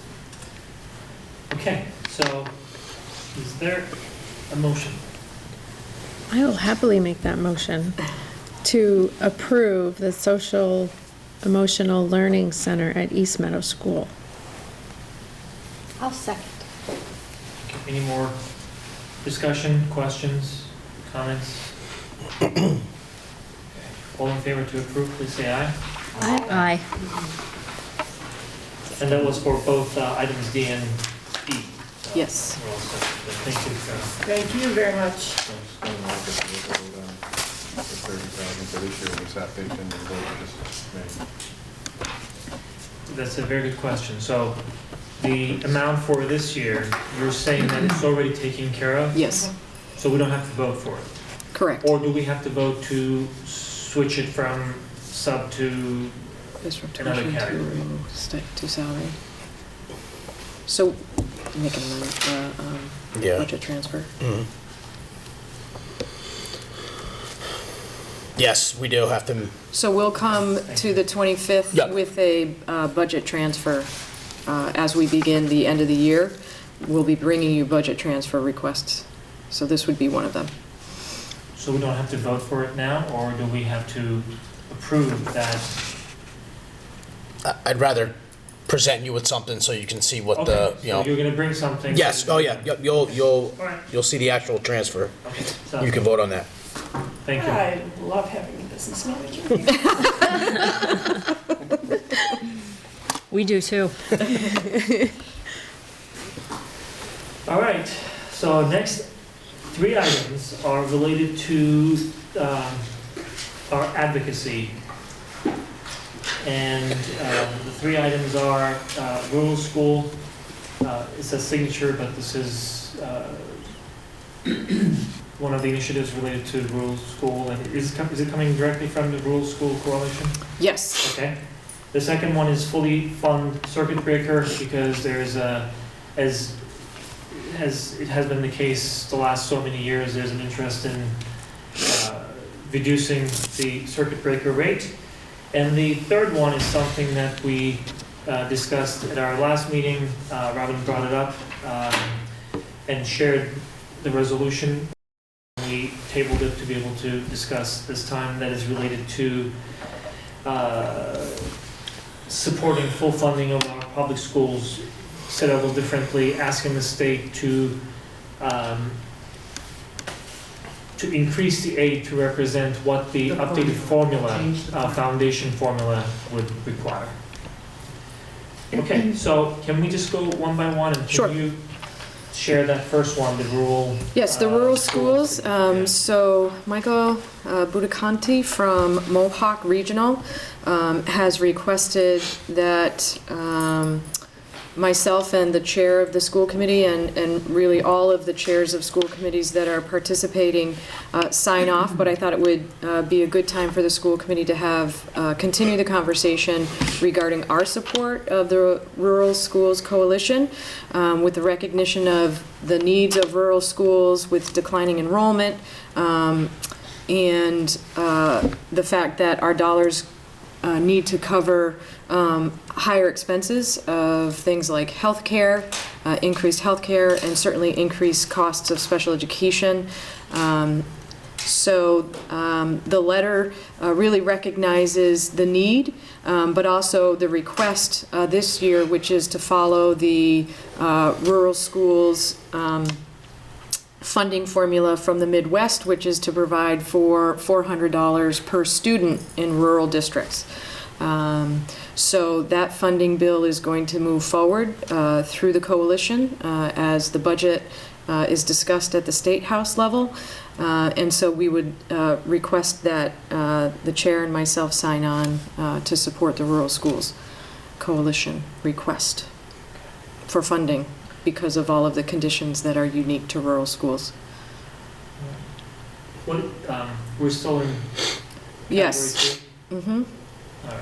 And what is the likelihood that anytime soon they will move all the way up to Right, level so 3 and give that's a us, great question. additional funds? And so I attend the Rural Schools Coalition meetings. The reason why Tier 3 was not funded was because the full request of the coalition was not funded. So What happened was Tier 1 and Tier 2 was funded based on the funding that did come out of the legislature last year. So this year, the coalition is requesting full funding, which would mean all of the tiers of the coalition would be funded.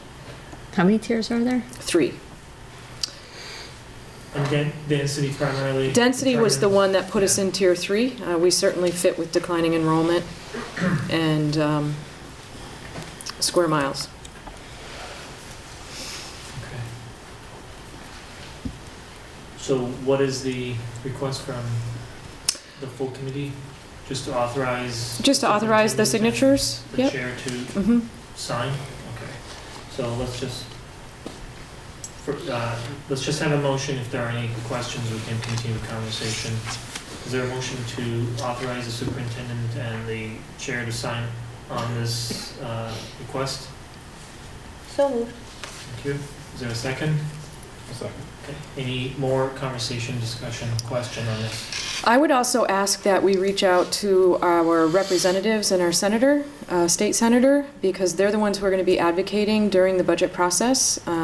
They've been hearing about rural schools. We will advocate when we meet with them as the superintendents at the Hampshire meeting and also the Connecticut Roundtable meeting. So we have 2 opportunities to advocate for the Rural Schools Coalition, but if we could call and write Mindy Dom, Dan Carey, and Senator Lesser, I think it would help keep rural schools and the plight of rural schools in the forefront as the discussion and the debate begins about where to distribute and how to distribute funding to education. I think part of what you're going to start to hear is that the foundation review formula doesn't solve the needs of rural schools. And so this is a way to bring in the needs of rural schools when the formula doesn't account for the conditions of rural schools. Yeah.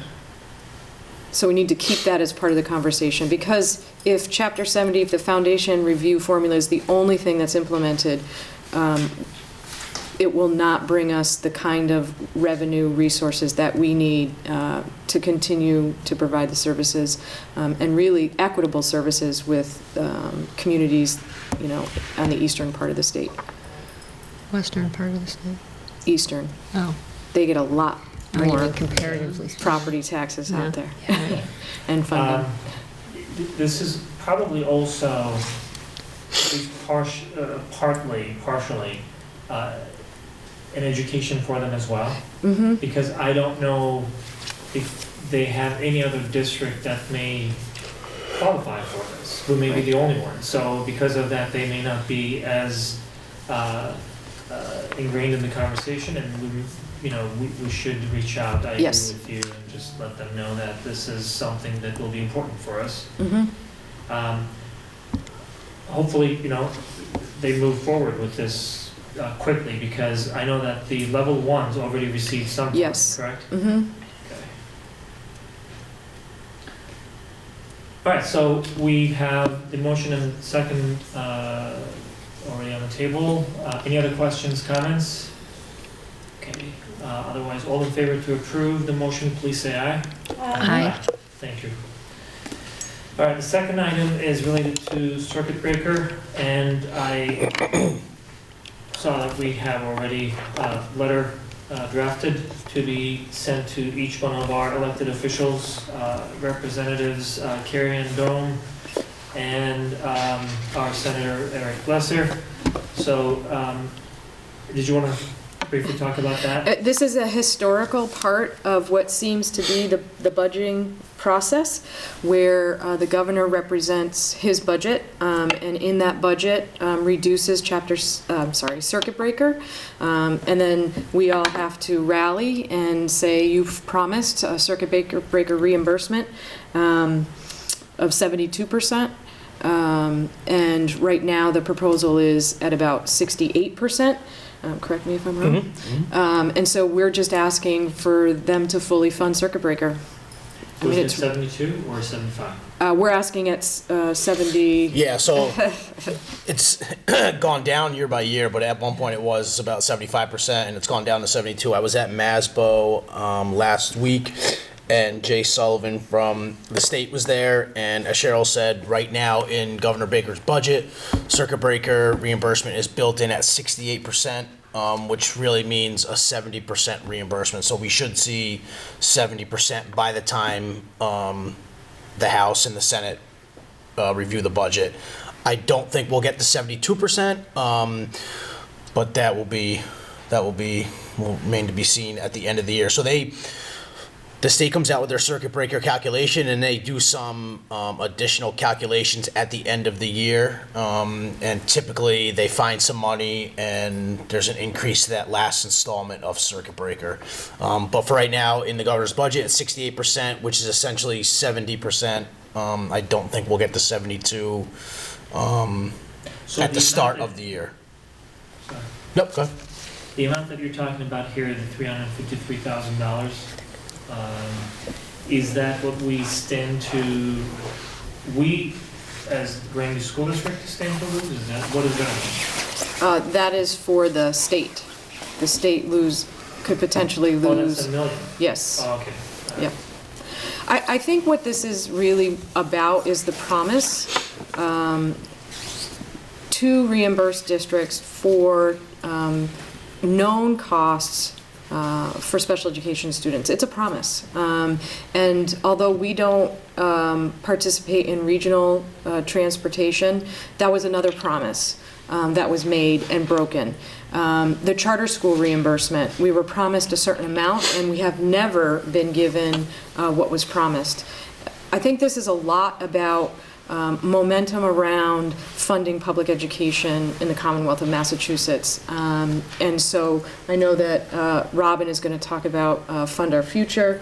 I think that we really need to stand up and say, with all of this funding, if you fully funded the promises that were made, then in addition to the foundation review formula, we would be in a better position financially and not be going to the town and asking for additional funds like we have been, particularly in Granby, for the past 5 years. So, and Jay Sullivan talked, and other members from the state finance were at MASBO. At the same time, to implement the Foundation Review Committee's suggestions would bump the per pupil cost up from, it's about $10,000 and change now, to say $14,000-$15,000, right? And circuit breaker, the cutoff for circuit breaker is 4 times that per pupil amount. So if we start implementing the review committee's suggestions, that per pupil amount goes up, but it also is going to take more services to then get to that circuit breaker level. So as that per pupil amount goes up and we see that money in the foundation budget, it's going to get harder to see the reimbursement on the circuit breaker end. So it's just one of those things to kind of keep in mind. It's What is the threshold this year? Right now it's 4 times the per pupil amount. It's 40,000 and change. I'm not sure off the top of my head. So it remains. It's about the same. Yep, it's about the same. But again, if that per pupil amount in the foundation budget goes up to $15,000 or $16,000, that threshold goes up. Right. But the services stay the same, and the cost of services stay the same. It's going to take more to get to that circuit breaker. Special education is much more volatile. Mm-hmm. It just fluctuates much more than anything else. So we'll see it in foundation budget. We won't see it in circuit breaker. Okay. What was circuit breaker funded at last year? 70%. I think it got to 70%. 70%. Yeah, I could see, and then I know our last installment was a little more than the previous 3. I'm not sure if it got us to the 72%, but I could always look. But it's about 70% essentially each year. So just, in case anybody's interested, you mentioned the calculation for the threshold. So there's a cost to special education. Mm-hmm. The threshold is calculated by multiplying the per pupil cost by 4. Mm-hmm. And any cost beyond that, a percentage of it is reimbursed to the district. That's what circuit breaker is. Correct. So if they say we're going to reimburse you at 75%, that means above that, beyond that $40,000, whatever that amount is, 75% of that comes back to the district. Mhm. In this case, we're talking about going down to 68% or so, Mhm. and that, depending on the year, it may be a significant Yes. amount of money that Right, so we're say, not getting. say it's 40,000 is a threshold and a cost for one to educate one of our special education students is 50,000. Ideally, we'd like to see that 10,000, the difference between 50 and 40, what, you know, historically the reimbursement's been is about $7,000, 70% or 72% of that reimbursement. So, you know, it's, when you're planning on 10 and you're only receiving 68 or, you know, 7,000, there's a discrepancy there, so. And your tuitions are between 70 and 125. Now you start to see how, course. what kind of impact that can have, particularly in a small district or a rural district. And that's the conversation that we're trying to have legislators understand, the needs in small and rural districts. Those costs do not get distributed over a large student population. So for that one, we have letters for each one of our elected officials, the 3 of them, and this one will be signed by each member of the committee, and we'll sign it after we're done, and you will be mailing these to them? Okay. All right, the last one on the advocacy side is related to the resolution to support the full funding for public schools. Yep. The Massachusetts Teachers Association has started a movement to ask that the formula for the foundation budget, which is obsolete, be updated, and if it was updated, Granby would receive $169,000 more if they updated it to current standards. Even if they made a small change, which I don't even want to think about, the money that would come to this town equals what you go to the town to ask for most years. There would be no going to town meeting and begging for more money to support the kids in our schools. The kids deserve this money. We're educating the future, and if they would update their formula, we'd be in a much better position. You'll hear of the Cherish Act. Cherish Act is the K through 12 part of this, because fully funding our schools is for elementary ed and higher ed, which are our colleges. The Promise Act is for higher education, college tuitions and so on. So I had asked that you read over the resolution, and I've made another copy, and that Granby School Committee adopts this resolution in support of the Massachusetts Teachers Association's fight to ask for a change in the formula to fund our schools. So is And this, it is fund our future. is this for the pre-K through 12 and not Actually, the? it's for both. It's for both, okay. It's for both, because the resolution is just for fund our future, Right, when I read it, it didn't say, fund our public schools, Right. yes. No, it doesn't differentiate with anything. all But right. I just wanted you to know that you will hear the Cherish Act and the Promise Act. Promise is the college, Promise is the college, and Cherish is the K through 12. Okay. Did the resolution remain the same? since- Yes, it's the exact same thing I Okay. gave you. All right, so because it's a resolution, we should probably quickly read it for the record, Absolutely. and then we can have a conversation if there are more questions, comments, and we can vote. So this is a resolution in support of full funding for our public schools. Whereas free public schools available to all students without exception are foundational to our democracy and are required by the state constitution. And whereas all of our students, no matter where they live, deserve high-quality public schools that teach the whole child and provide them with a rich school experience that addresses their academic, social, and emotional needs. Whereas the state's foundation budget formula which determines state aid to each district, has been woefully out of date for years, thereby underfunding our districts by more than $1 billion a year for essential educational services. And whereas an updated foundation budget formula would bring Granby up to $160,900 in additional state aid each year, allowing this district to move closer to providing all students with the education to which they are entitled as residents of the Commonwealth. And, pardon me? And whereas the legislature failed to pass any foundation budget legislation in the last session, leaving districts, educators, and students without the funds necessary to support the schools our students deserve in every district in the state. Therefore, be it resolved that the Granby School Committee urges the legislature to approve and fully fund a new foundation budget formula by May 1st, 2019. That's the proposed resolution. Did everybody get a chance to read it? Any questions or comments?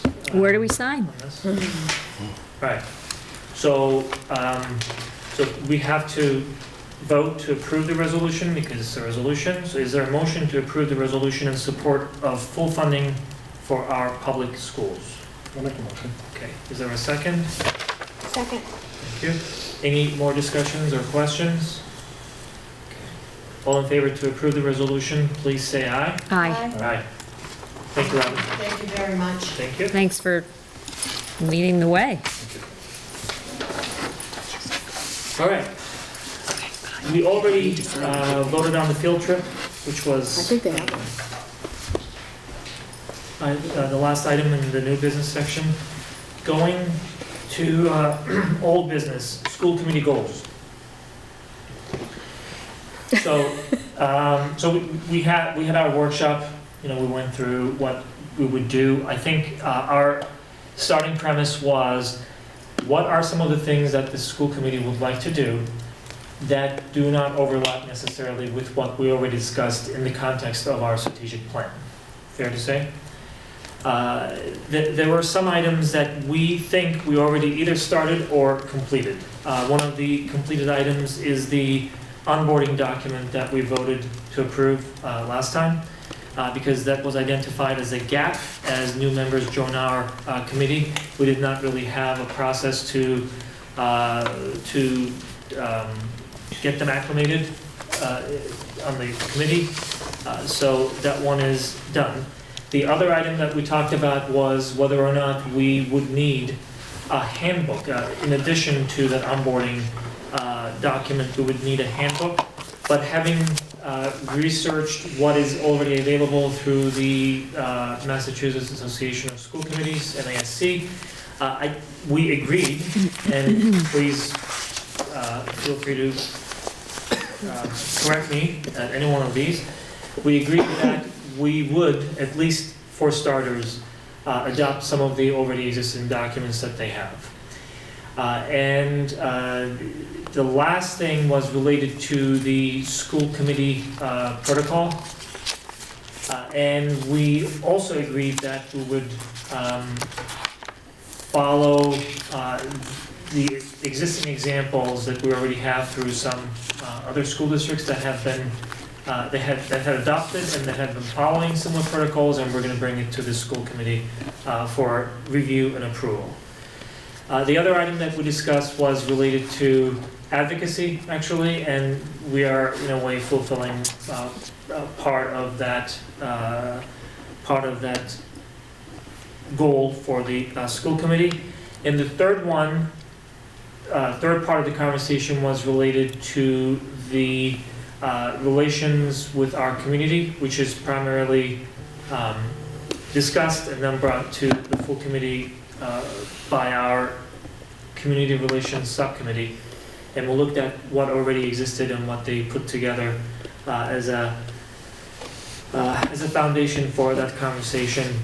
There was a lot of conversation around that. I think, and this is where I need everyone's input, please chime in. I think we think that we would try not to boil the ocean and go very deep in that, because there are a lot of things that we would like to do and we will not be able to do immediately. There are many tentacles to that effort. But as starters, I think some of the initial efforts that we discussed were updating, upgrading, and adding a lot of content into our existing website.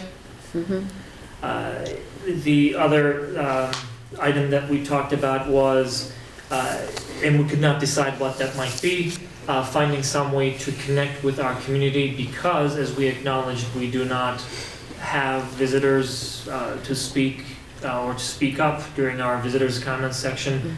And some of the events that we put together and invited public comment in were not really well attended. So we decided that we need to really think about the potential reasons why we are not receiving visitors and move forward with those findings after we get there.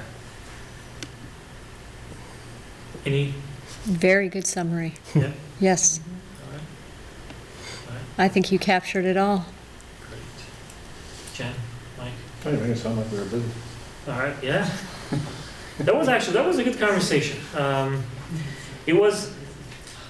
It's one of those conversations where, you know, we realize that we make our own circles sometimes, but it's also good for us to recognize that and say, okay, what can we do at least to start? And I think that's always good. All right. Any update on the roof? No? So observing the select board meeting, and forgive me, I don't recall the date, but it was recently. The select board took a vote to create a roof committee. The three members of the committee are select board member Glenn Sexton, treasurer, right? Yes. Steve Nally, and high school principal Stephen Sullivan. So we're excited about that. There was some discussion about the timeline with the hopeful start of the project construction-wise within our summer program. So we're still looking forward to meeting, discussing that timeline. We do have still summer programming that we would have to move, and also the potential for central office to have to be housed elsewhere. So depending on the design of the project, which they also took a vote on, the RFP, which will go out as a result of the design, is my understanding in watching the video. With all of that, hopefully in the interim, we'll sit down and have the conversation about impact on school personnel, so that we can make sure everybody's safe and the project can get done over the summer. So there are, in summary, I guess, there are a lot of actions in motion, and the project is going forward, and the design will determine the RFP, which will Yes. then go out and. That's my understanding, yes. So we're very happy and appreciative that we're moving forward with that project, and it looks like it's gonna be done during summertime. And thankfully, this time around, we're much less restricted in terms Yes. of space available to us for summer programs, so that should not be an issue. All right.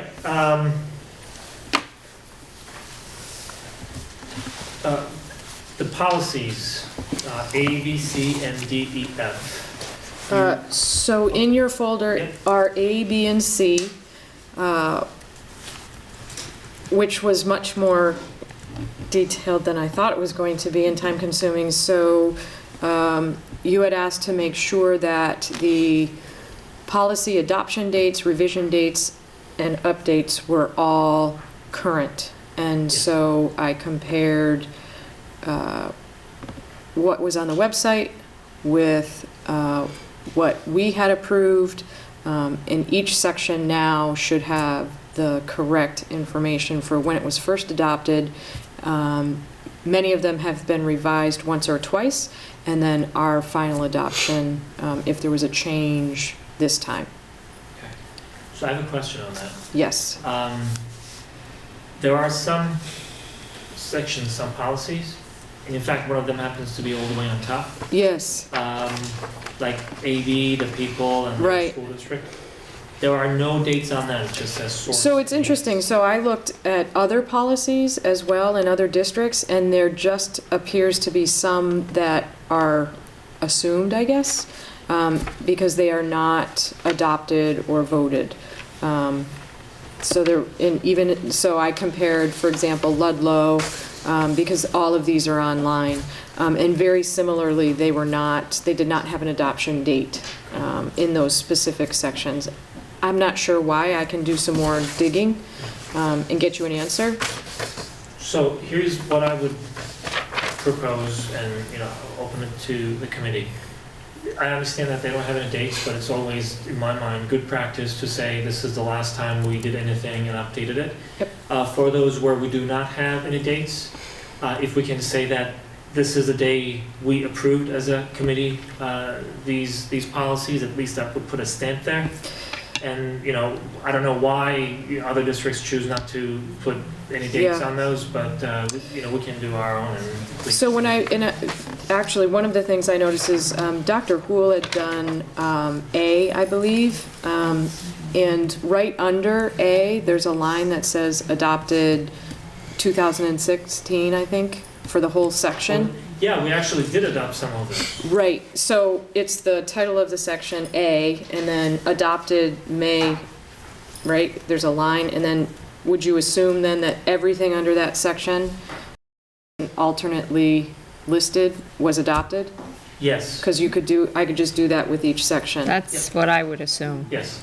And Because so there was a lot of, the work started with Dr. Bull, and then we did a lot of Right. work. And some of those came to the committee for approval, review and approval. Right. So, yes, they were approved.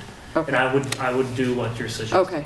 And then, Does everybody agree, by the way? and my understanding is if there were revisions to particular sections, then that's documented as February 11th, 2019. In fact, probably we can find those in our minutes anyway, because, they were approved Yep. during meetings anyway. All right. So A, B, and C, if I add under the section adopted today, then Yes. A, B, and C would be done. Okay. I think that is now simple enough a change that if everybody's comfortable, we can call that an amendment and vote to approve as amended, because that's a very simple adding today's date and be done with it. Okay. So is there a motion to approve the school committee policies, sections A, B, and C as amended? I'll make the motion. Is there a second? Second. All right, thank you. Any questions, comments, discussions? All right, all in favor to approve these sections of our policy, please say aye. Aye. Aye. Aye. Thank you. And next time you say we would have D, E, and F. the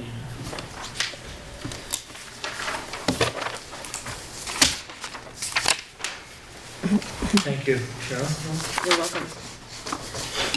All right, so now our standing reports. Do you mind if we end with you? Sure. Okay. Let's just go quickly through business office and facilities. Yep, so, I'll go through Chartwell's first, even though there's nothing to report out on, because I do that on in the second meeting of the month. However, I met with Ken today for our monthly meeting between him and I, and they will be on the agenda for the March 11th meeting for a 5 to 10 minute, I'll say presentation, but I'm not sure what it's gonna be yet, but I'm gonna work with him and Mike Edgar on what that's gonna be. But I will ask if in the meantime, the committee can come up with some questions ahead of time that they would like to ask. That way, we can prepare accordingly and have that information ready for that meeting. Yep.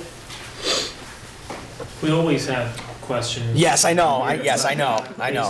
Based Yes. on what we've been seeing, hopefully, this may be a better Are conversation. you gonna present on the 25th then, an update before? Yeah, so you mean about Chartwell's update? Yeah, I can, so once Ken gets me the numbers for January, I can do a quick, That would be good. overview of those numbers, and if there's any follow-up questions, we can, ask them when they're here, in March. But yes, I will do Thank that, report on the 25th. Next is, just year-to-date for FY19. Emery, I know you had some concerns or question as to the difference as to where we are now compared to last year. Cheryl and I talked this morning, there's really nothing to pinpoint why. Yeah. By the way, since you said concern, so nobody misunderstands what Yes. it is, we're actually doing Under. better Yes. this year. Yes. So, again, as good practice, I was asking whether or not we know what is leading Yeah, to yeah. that difference. So in a real quick formula that I provide to each department and the schools when I send out their monthly profiles or through the month of January, per the formula, we should be about 58% of our budget spent. So we're just a little behind that spending right now. We're at 55%. But again, there's nothing that's really sticking out as to why. So it's a good story, I guess. But we're on pace to where we should be. But as we get through March and April, those will be the months where we'll have to do some digging and see where there's a surplus or a deficit, why, and how we can move some funds around. But as for right now, I think we're in a really, really good position. I mean, one of the things, and I didn't even remember this, when I was a principal, I would try and look at instructional materials and supplies, for example, and really take a look at what was being ordered and ask people, listen, if we didn't get that, could we maybe, pull all of this money together for technology, for example? So some of the lines might get underspent early, with the idea that, together we were gonna, do something different with that instructional materials and supplies. So principals have that flexibility under ed reform, and they may be doing that. I'm not saying they are, but that could be a reason why. They may be conservative, or they might have, something that they're going to talk to Adam and I about. So spending might be a little under. Do you mind if you just triggered a thought, and if you don't mind. I think for some classrooms, we had both options available, the physical textbook, and then, Yes. are we in a position to be able to say students are nowadays more prone to using the online version versus text? Because those textbooks are, this big, they occupy space, they get old, we don't know what to do with them. It's waste of paper too on top of that. Are we at a point where we can assess? Yeah, that's going to be what part the of, trend I is? think, the conversation with Jeff Sun and the consultant doing the work in the district, are we ready for a transition to online textbooks? I don't know the answer to that right now. I do know that with the Chromebooks here, we are certainly in a better position. And as we move that program through 7 and 8 and then up through the high school, certainly we would be in a better position in terms of our hardware and our connectivity. But whether or not we're ready, I think that will be part of the Okay. conversation. Just, I was Yep. wondering. Thank you. Mm-hmm. Thank you, Adam, this is good news. Yes, and just additional point, there were some, Cheryl and I went through a few departments and schools as to where there might be some discrepancies, and athletics is a good point. I think there's about $20,000 budgeted for coaches, and they pay after each season, right? So we're still in the winter season. So once we encumber all that money, this gap would close up. We'd be even closer to being on pace. So there are some things that, if we encumbered them fully from the beginning, we'd be right at about our 60% spent. So it's, and I know you're not alarmed. It's not really alarming as to where we are right now. And again, I'm confident that we're in a good place this year as compared to where we were last year. So. Good, thank you for that. And then for FY '20 budget, so I apologize, I thought I had included this on Thursday, but when Cheryl and I met this morning, it hadn't been included in there, but it's our budget calendar. Yeah. So I apologize. So I stuck it in there early this morning. So I'm not sure if everyone was able to look at it. Yeah, I but- saw it. Okay, so again, I apologize. I thought it was in there and it wasn't. So this is up to date as of, I would say this morning, last Friday. Nothing really changed over the weekend. But if there's anything or any questions that came up from you guys as you were reviewing it, I'd love to hear them and talk about it. Other than that, this calendar is what it is at this point. We are on There's a slight change. I apologize if I did not send you a note saying that we won't be able to meet for our joint meeting. It says it on here, will be rescheduled. Yeah, so I put it in red. It says will be rescheduled. Alright. So We're gonna I'm gonna leave that there for now. So based on, the dates the school committee is available, I'm gonna send a couple of options to both committees, the select board and the finance committee, and ask which date would work for them. There were multiple conflicts and they couldn't make it, so, Mhm. it makes sense to have it all later. So the next thing up on that calendar is a budget subcommittee meeting for this Friday. And there we can get into where we're at, specifics with the budget on Friday. So does anyone have any other? Something we can share with, say, the select board and the finance committee? The so- calendar? Yeah, the calendar. Yeah, so we've talked about building out the business office website and starting to put up our FY So '20. everybody can see. So everybody can Yep. see it, Alright. yeah. Mhm. When do you think we can do that? What's the Well, if it time? wasn't gonna snow tomorrow, no, we're gonna try and Yeah. get it up. We were waiting Oh, for okay, you so to it's see very- it, and then we'll, Okay. yep. Yep. Yeah, I just want to make sure there was no questions. And again, we've said this a million times. This is kind of a moving target, although we're getting down to the, final, not even months, weeks of the budget process here. So a lot of these dates at this point should be pretty cemented in place. But I just want to make sure everyone saw it, and if there was any questions, that we could certainly talk about it. Okay, thank you. And then finally, just on the FY '20 budget, so again, Cheryl and I met this morning. We're at a good place FY '20 budget-wise, and the conversation that Cheryl and I had this morning was around the goals of the committee and what they would like to see ultimately in the FY '20 budget. And we've talked about this in subcommittee, but I think it'd be a good time to talk about it in full committee and see exactly what you guys are looking for. Everything that we've done up to this point is aligned to the strategic plan. And we just want to make sure that, we're stressing that, and that obviously our goals align with your goals, and what you guys want, we're putting in the budget. So, So what would be the best forum to have a conversation? that's, again, up for discussion too as well. I'm not sure how you guys would like to do Carve out that. time next time and then have that conversation? It kind of feels, for me anyway, it kind of feels like I'd like it the other way. Like I'd like to see the preliminary 20. So and that would then- have been my only concern, is that we would plan to present our preliminary budget to you on the 25th. And certainly at that point, I guess, if there were things that you weren't seeing that you would maybe like to have seen, that might be a time Well, I for. think the one slight advantage that we had this year is that there was a subcommittee that kind of brought some of those questions, concerns, and, Yeah. I'm sure they're reflected there. The second thing, probably more important, is what you mentioned, that we were looking to make sure that the budget aligned with the strategic plan. So whatever we planned on doing was supported by the budget.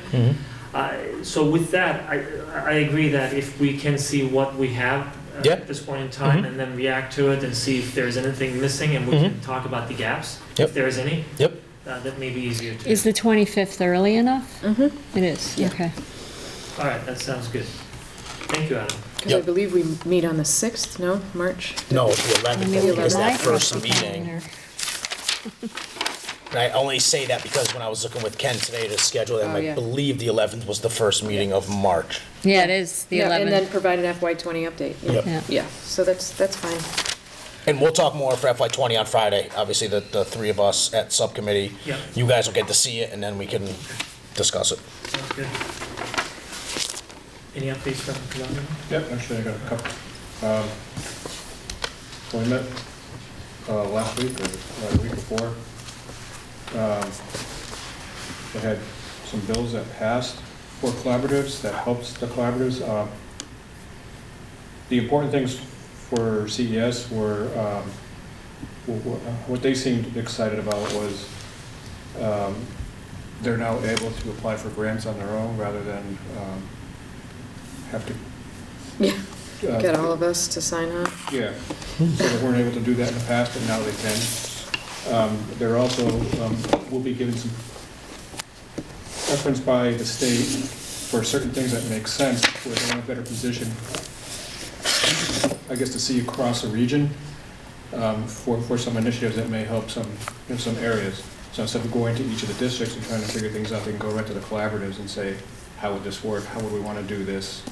Can you help us roll this stuff out? So that just kind of makes sense. I guess I don't understand why it took so long to get there, but I guess they are now. And I guess they're also able to provide services to some people up to age 22 now, whereas in the past they were not. Speaking of advocacy, they've been doing a lot. We voted on the same resolution, Robin, so they've adopted that same resolution. They also talked about supporting the foundation budget, the rural school district stuff, the regional school transportation, and the circuit breaker. Those are their top things that they're really trying to push with the state legislator, and they're, again, they're also in a great spot because they can represent a big block of districts at a time. Mm-hmm. I'm also going to email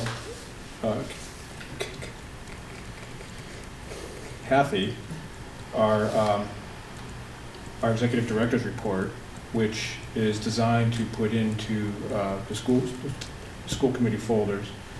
In it, it talks about a lot of stuff that he's in the middle of and that they're in the middle of. And what's really interesting is as you read through it, you can find out exactly where Granby gets a lot of aid, especially in the first section or two. So I'll email that, and I think it'll go into this week's folder, or should it go into the next folder? It doesn't matter to me. I just want to make sure Put it I in get a chance both. to find it. Yeah. Okay. So that, So yeah. I'll email it off to you probably tomorrow morning, and then you can post it. That's good information. Thank you.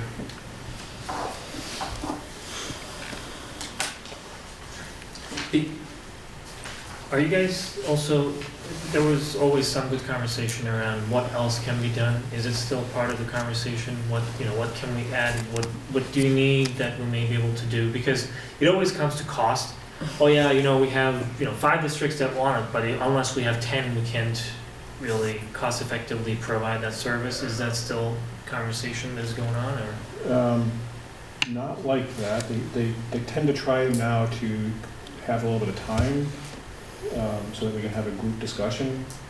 And maybe one district has a question about how to do something that another district just went through it that you might be able to help with. But again, we're sitting there 3.5 hours some nights, and that doesn't always happen. Unlike our meetings, that's very nice. All right, thank you, Mike. Did you want to update us on the building committee? Oh, yes. So we met last week, I believe. Yep. Um, It was this week. It was this week? No, it wasn't. It's Wasn't only it? Monday. Oh, today's Monday, yeah. Oh, Okay, so right. like, Yeah. was it Thursday? Must have been Thursday. I think there might have been a perceived concern about the punch list here, and in actuality, there are about 6 or 7 things left that we're working on. Heat and air, obviously continuing, just trying to regulate the building. I think were the big ones. I'm trying to think, you weren't there. So Heat and air. was the Heat big, was big the big item. one. And they primarily highlighted those items that at least the perception was that could cost some. Oh, right, yes, yes. So otherwise they had a nice punch list and they had, they went over it. A number of those were already addressed either by the contractors or John, basically going over all that stuff. And, you know, based on their review, it looks like everything is on track to be addressed, to be corrected. Heating was the bigger concern because of some thermostat issues. The second one was related to the settings of the boilers because of the way they were set. Yes. The propane tank that is supposed to be, at least in our minds, it was the backup. It is firing as well because the boilers were set to a lower level. So that is going to be addressed. But there was really nothing major, and all these things that we talked about either were going to be addressed by the contractor or they were under warranty. I just wrote warranty, yeah. They were going to be done that way. Yep. On a different note, which was a very nice thing that Jim Morrissey brought up, the construction, the East Meadow School building project received a mention from architectural, I don't remember the name, but one of the prominent architectural organizations actually recognized this structure, this building, as a well done, well executed project, and they put a little picture of this school on their little annual, I guess, mentions and awards magazine. So it was good to see that. You know, this turns out to be a nice and special project. So just to let everybody know. Were you able to find the link for that? No. Okay. Maybe I'll reach out to Jim. Could be because I did not look for it yet. So. Well, that could be it. Yeah. We need to keep these Yeah, meetings. that could be the reason. At least you're honest. What, you go to bed at like 10 now instead of 1, 2? Okay. Policy Subcommittee, thank you for the work, you know, for, It's getting there. yeah, for getting us there, exactly. The Budget Subcommittee, do we have anything? We didn't meet since the last meeting. We didn't meet last Friday, right? I know. No. And that would have been the every other, I think, Yep. at that point. Yep, so this Friday's our, Okay. Is it this Friday? this Friday. Okay, good. Community Relations Subcommittee? Okay. We, thank you guys, we were able to look through your list and have that nice conversation that we had, so thank you for that. And that is basically the end of our Superintendent. program. Oh, I'm sorry. Oh, sure, put me at the end and then That's what say, you want to do, forget about you. That was part of the plan, but Deanne kind of, wow, Messed it I don't up. even talk that much. yeah. See, I got your back, Especially Cheryl. mine. Thank you. So we celebrated music and reading in the district this past week. Congratulations to all of our musicians for their hard work and dedication. The music and the musicianship was a wonderful example of how we are learning and growing every day in the Granby Public Schools. Thank you to the PTO and staff of East Meadow as we held another very successful and very well-attended Bingo for Books event, actually on the same night, so thank you for everybody's flexibility on that as well. We had a little scheduling conflict. And then finally, we heard from Mr. Sullivan this evening. Congratulations to Granby Junior Senior High School for their Project Lead the Way Grant Award, which will bring new courses in science, technology, engineering, and mathematics to our district. And while I have the camera, if anybody's watching live, we do have an early release tomorrow due to the incoming storm. It's a little different than half-day. We're going to release Granby Junior Senior High School at 11:30 and East Meadow at 12. All students will have an opportunity to eat lunch, whether they bring it or purchase it. So early release tomorrow, and please listen depending on the storm for Wednesday morning. Thank you, Cheryl. You're welcome. I apologize. I will all let right. you go first next time so that we don't forget. All right, any topics that you would like to include? I mean, we can always do it afterwards as well, but is there anything that The, you'd like to include in our next meeting? Mindfulness, yes. So I guess one thing is gonna be the budget discussion. Mhm. Okay, so we're gonna have to carve out some more time. The SAC, RSAC students were not here. No,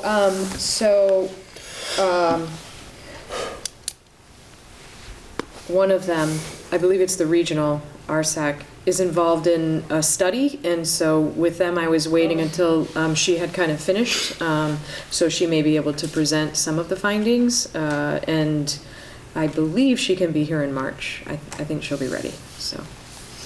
Okay, March or 25th? Yeah. March, not February. Okay, all right, sounds good. Only she's still gathering and. All right, makes sense.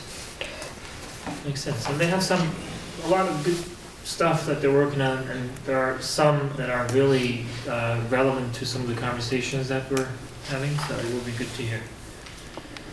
All right. We will vote to enter into executive session under Massachusetts General Law, Chapter 38, Section 21, Part A3, to discuss strategy with regard to collective bargaining, as doing so in an open session may have a detrimental effect on the bargaining position of the committee, and the committee will not return to open session. Abby, can we have a roll call, please? Mr. Simpson? Aye. Ms. Payne-Mikowski? Aye. Ms. Bartos? Aye. Mr. Evans? Aye. Thank you, and have a good evening.